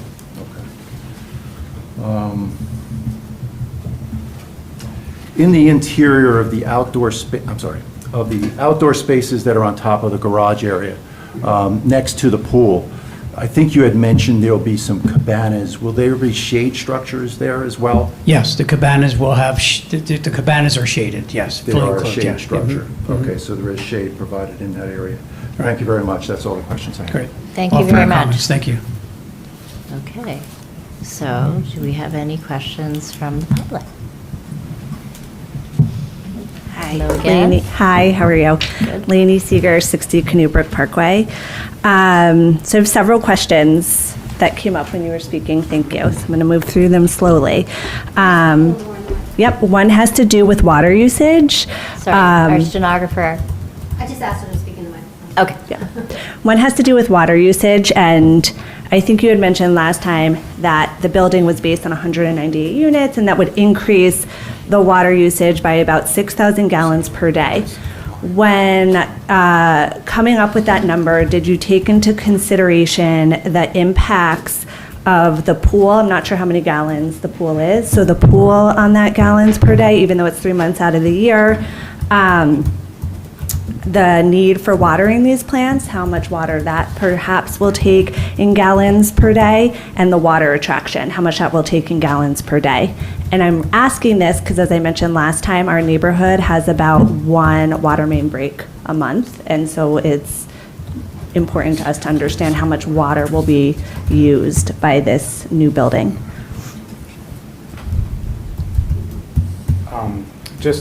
I know this was more in the civil engineering testimony, but since the last meeting, and we can make sure your engineer has this, we confirmed that our building will be on a separate water line than your properties. So anything that we're doing water-wise will not impact the residential area over there. So it's a completely separate water line. Okay, so is that in writing somewhere that we Yeah, can all see and access? We can provide that. Okay, thank Yeah, you. No problem. And then some additional questions. Will trees be more likely to buffer sound? Currently, you've already begun construction on the site, and the noise is extremely loud at times that, quite frankly, it's not supposed to be. So how do the trees and the landscaping work to buffer the sound coming out of the building? Well, the trees will be planted after construction. Right, but I'm saying once people are in the building and there's garbage trucks and movers and things like that, all of those items are on the resident side of the building, meaning the people who live on Canoe Brook Parkway and Iris Road, and how will those trees buffer that sound? That would be answered by a specialist in that field of sound. Okay. Right? That wouldn't be me. In fact, I don't think trees buffer a lot of sound, quite honestly. Okay. Historically, that's not the case. Okay. It's more out of sight, out of mind. Okay. And I noticed in one of your renderings that the area on River Road had an elevated slope that came, what it looked like, down into River Road, which would go into the Muni. How would that impact stormwater runoff? We have quite a bit of flooding in the Muni and in that neighborhood. Yeah, that would not be, that would have been for Mr. Prude. None of the grades on the property have changed since we submitted the original plans. But I think, as the chairwoman mentioned, there might be other questions on stormwater later. So, he'll be here at the next meeting if there is. Okay. And are you planning to keep all that signage lit all night long? Usually, I always get this wrong, which one's dusk and which one's dawn, but it would be on, I guess, when the lights, when it gets dark out, so. So all night, that sign would be lit, so potentially you could see it from your backyard or your second bedroom window? I second can floor. find out the exact times, but I believe that's what it would be. Okay, so it'll be lit at night, just to clarify. Yeah, the sign would be lit at night. Okay, Yes. great. And then you'd also mentioned that the reason the, sorry, not the generators, the transformers were put on the side of the building that they were chosen is because they're the least offensive in that space. Is that correct? To my knowledge, that's the best location for it.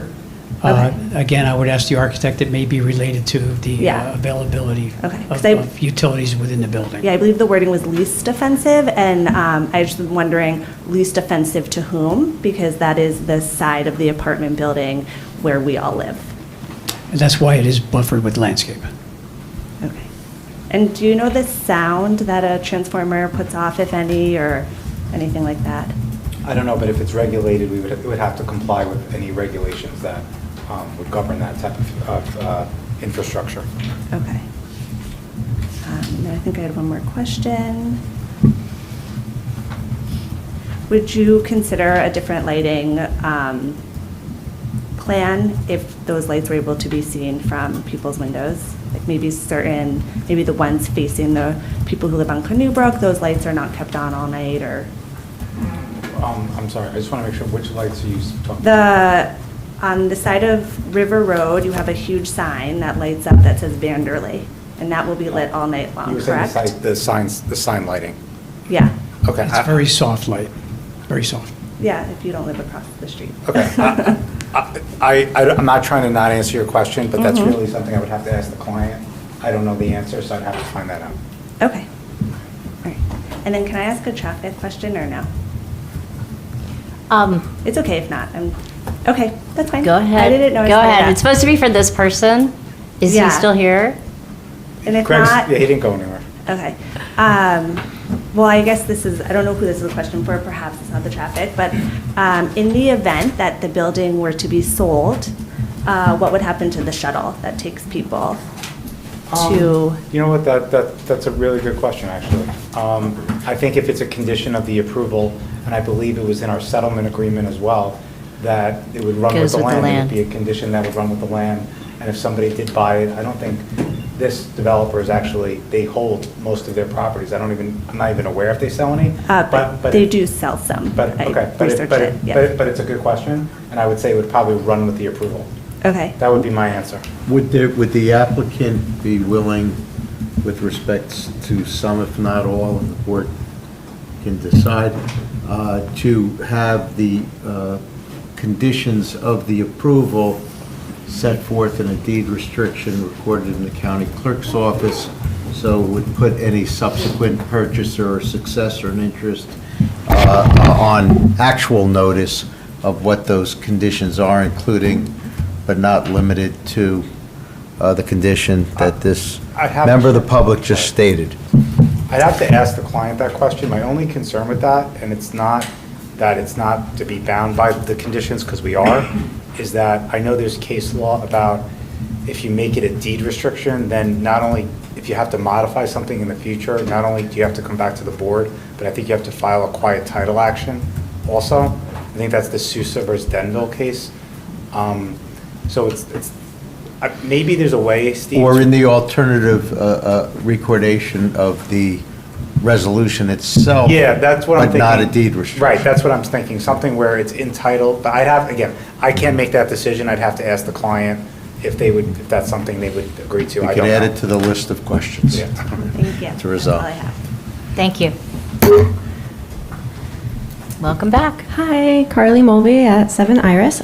Just a quick question this time, actually, just to follow up to Ms. Bowen's suggestion for lighting and visibility rendering, which is a great suggestion. I just want to be clear, I don't want anyone to dismiss how visible this is across the golf course for noise and for lighting. My question would be, the ask would be, that for any follow-ups regarding lighting or visibility, it be conducted in fairness during fall or winter, and adjustments be made after that when there's no leaves on the trees, which is most of the year. So that would be my ask.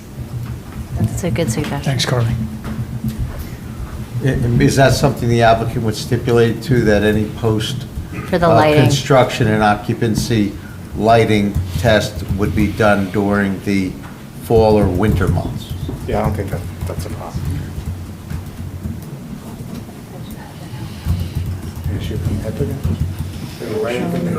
Just teasing her.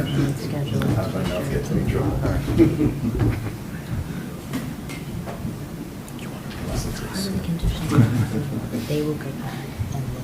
I'm going to explain this later. Welcome back. Hi, Don Nelson, 20 Plain Street. Your renderings are beautiful, except unfortunately, your elevation renderings do not show the second driveway, so I don't know if your landscaping schematics will meet what you're showing us. They do If you show go- the second If driveway. you go to the, I guess it's the east side of the project, there's no second driveway shown. You're going to have to make it bigger. Oh, on the elevation? That's, so there's no elevation there, that's flat. Right, the driveway goes up. It's not flat. Because you yourself said the driveway has an elevation to it. There's a low point, I'm not understanding your question. There's a low point in River Road right here? That's the main driveway. Yeah, and it's Where's the coming uphill. secondary? Yeah. So there's no elevation change from that point of the driveway to the secondary driveway? I know there is. Can you go back to the plan? Go back to the plan view. Yeah. Plan view, enlarge that area? Yeah. Yeah, so is there elevation change from the main driveway to that one? To the Sure, there second? is. Sure. This is, good. River Road's going uphill, and this is also going uphill. They're So both going uphill. In this rendering, the driveway's there. But That's if you right. go- If you go to other elevations of that side, with the exception of the one you just showed me that's flat, there's no depiction of that driveway and the landscaping around it, other than this. Okay. So you're not showing elevation Okay. in this particular drawing. So I don't know how accurate your drawing is going to be, or your final product's going to be. As far, also on, as long as we're on this picture, where that little red car is there, and that pink dot, what is that? That's a flowering tree. So that's planted there. That's right. Is In a that a pond. drivable curb? Can you drive over the curb there? Over this curb? Yeah. No. So you're, There's so curb. I'm going to have to disagree. These are with- raised planters. Okay. You will drive this direction. So I'm going to have to disagree with the traffic expert that a fire apparatus is going to make that turn. So is there a way to remove that tree? And, I mean, I know you spoke to the experts and you said that they Said discussed it you for can make hours. this turn. What was the result? Say that again? You said, the traffic expert said he could make this turn. Into the front of the building. Yes. So do we know the width of the driveway there? We don't believe it's 24 feet. 24 feet, yeah. Any clue on how wide the ladder truck is? Hold on. Is that Rickers? Let's just do this. Madam Chair, can Yes. just, Craig just come back and just answer that question, so that Tom shouldn't be the one that answers that Oh, question. I agree. Craig, can you just answer that question? Do you have any issue with the truck circulating with the plantings, the way that they're situated? No, we showed the exhibit earlier with the fire truck making it in. And that incorporates the plantings? The plantings are not in the road, so yeah. So is there any, would there be any, I'm just asking. That's You guys, okay. I'm not the expert in this whole thing, but it's my suggestion. We're just trying to answer your question. Would there be any consideration to maybe having a drivable curb? Craig, is there a need for that, based on what you've looked at? No. Okay, thanks. All right, then, on JFK Parkway, we talked about the elevation or the heights of the trees. We're back to trees. Yes. The corner of the building that touches the trees there, kind of where it says... There? Nope, the other end. Right there. Yeah. What's anticipated to be planted there? Nothing. That's existing vegetation. And how high is that now? About 30, 40, 50 feet. Okay. I think we know the answer to the question. All right, thank you. Thank you. Okay.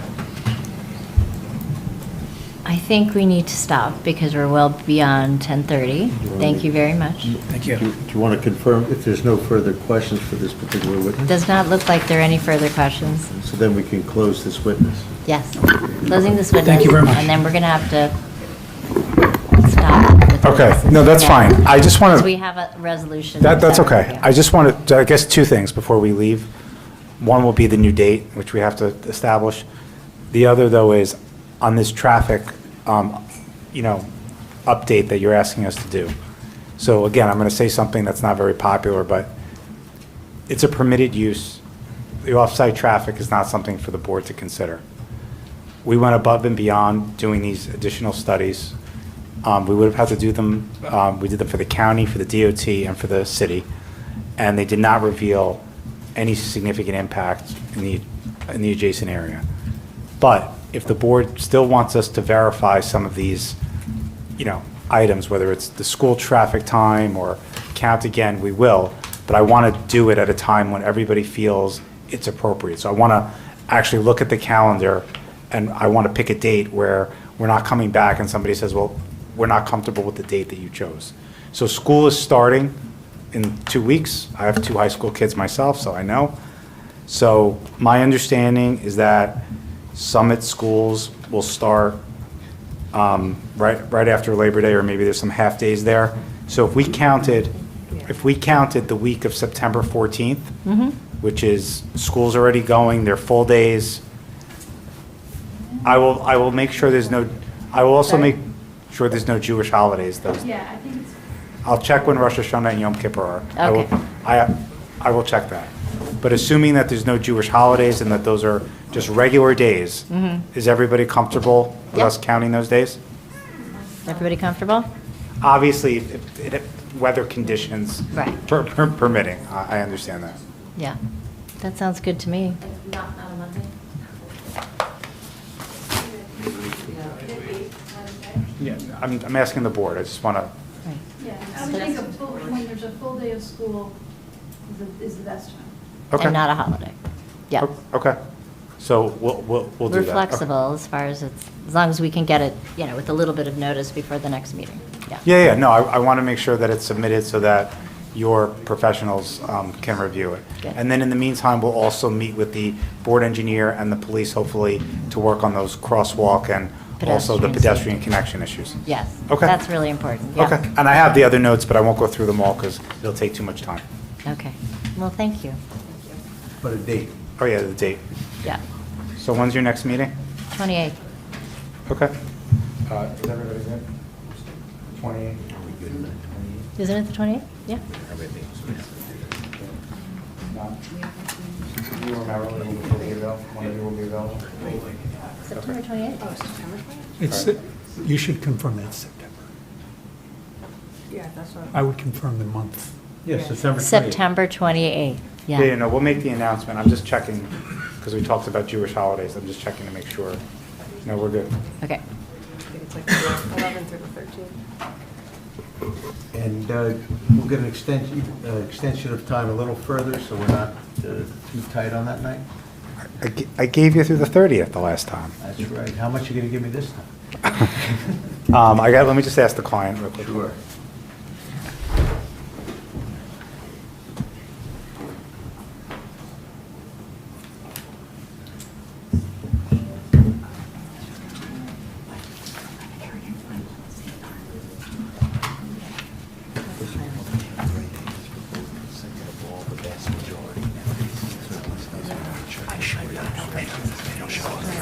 All right, so whatever, through October 31st?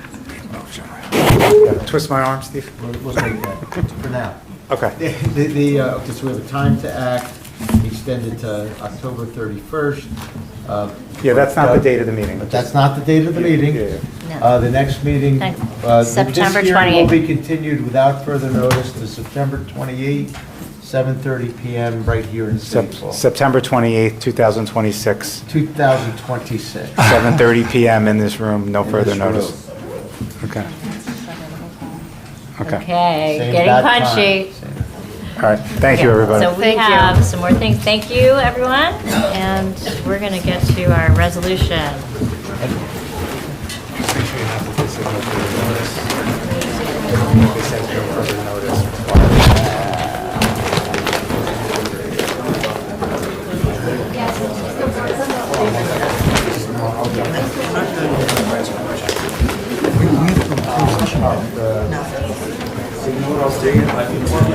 What does that mean? I'll let them know that we're going to get more business. Okay.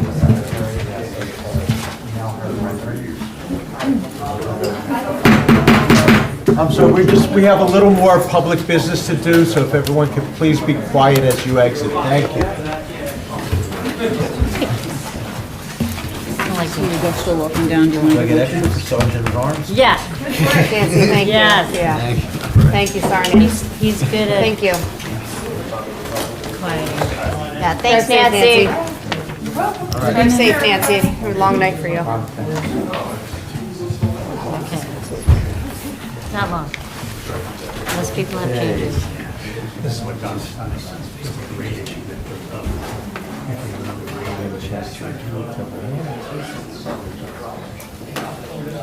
Is this correct? Poor Augusto. Oh my God. Still here.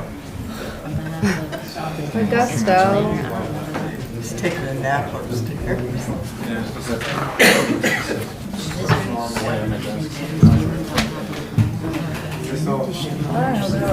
Union County.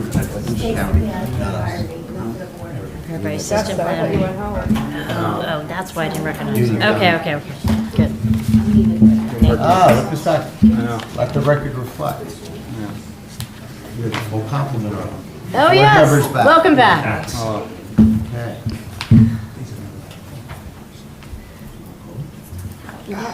Yeah, so, no, I don't. So we have a resolution before us for 527 Morris Avenue, Temple Hill Associates, and I'd like to know if anybody has any changes, edits, errors that you found when you read it. I don't think I do. Just double checking my circles. Oh, I did have one question. Did we say 12 a.m.? I think we did, for turning off the lights at that location on Morris Ave. I think we said 12. Yeah. What Because page? by then, it was all What the page? employees. I thought it was 11. Because they talked about an hour after they leave, and then Yeah. they decided they didn't carry it away. Yeah, I think that's correct. Page. They close at 11, but I just have yeah. a question. It doesn't have a page on mine, I'm so sorry. But it is here. What condition? 3-3. 3-3. Okay. Yep, No, 3-3. three. That's what I Oh, yeah, here it recall. is, 3-3. I just wanted to make sure everybody recalled the same thing. Oh, yeah.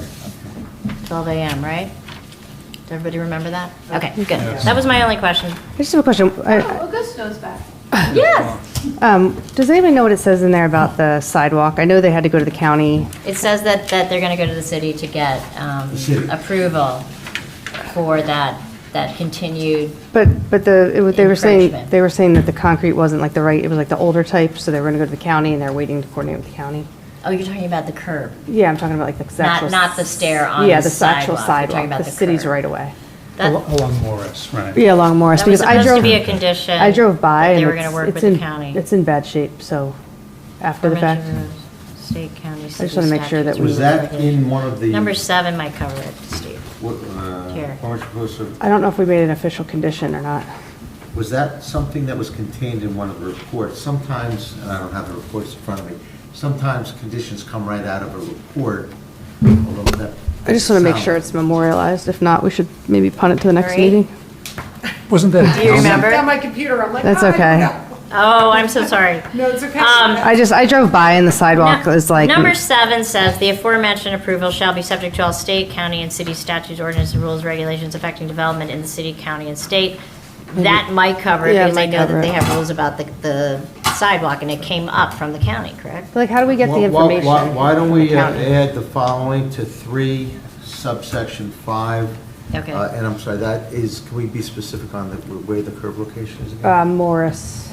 The Well, curb- I guess all of it, really, Well, right? it was discussed at the last meeting. Right. And it was a county issue, not a city issue.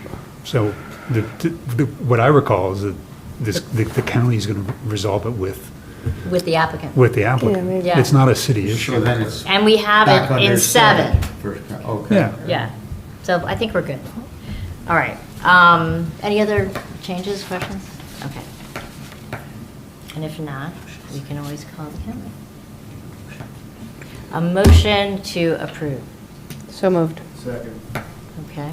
And you have, I think everybody was here last time. Yes, the only one who's not eligible is Mr. Golden. Roll call vote, Okay. please. Vice Chair Hamlet?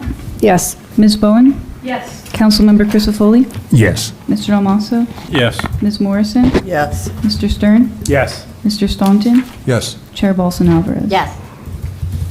We have to go through the minutes next.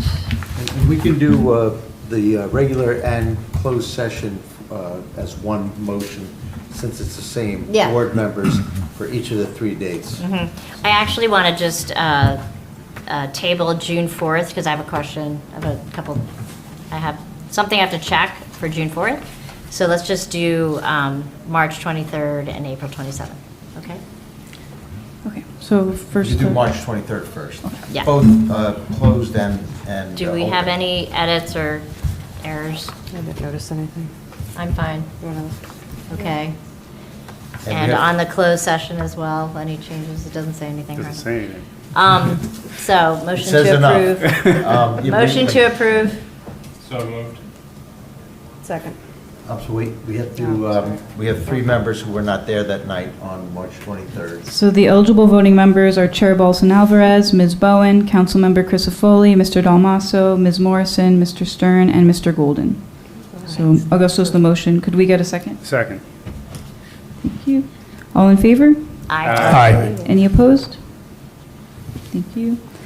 And then next up are the meeting minutes from April 27th, 2026, regular and closed session. The eligible voting members are Chair Balsan Alvarez, Vice Chair Hamlet, Ms. Bowen, Councilmember Crisafulli, Mr. Dalmasso, Ms. Morrison, Mr. Stern, and Mr. Golden. Were there any edits? I don't have any. Could we get a Anybody motion? else? Okay, so motion to approve. So moved. Second. Okay. All in favor? Aye. Any opposed? Motion to end the meeting. So moved. So moved. Thanks, everybody. Second. Thank you, everybody. Drive safe. Thank you.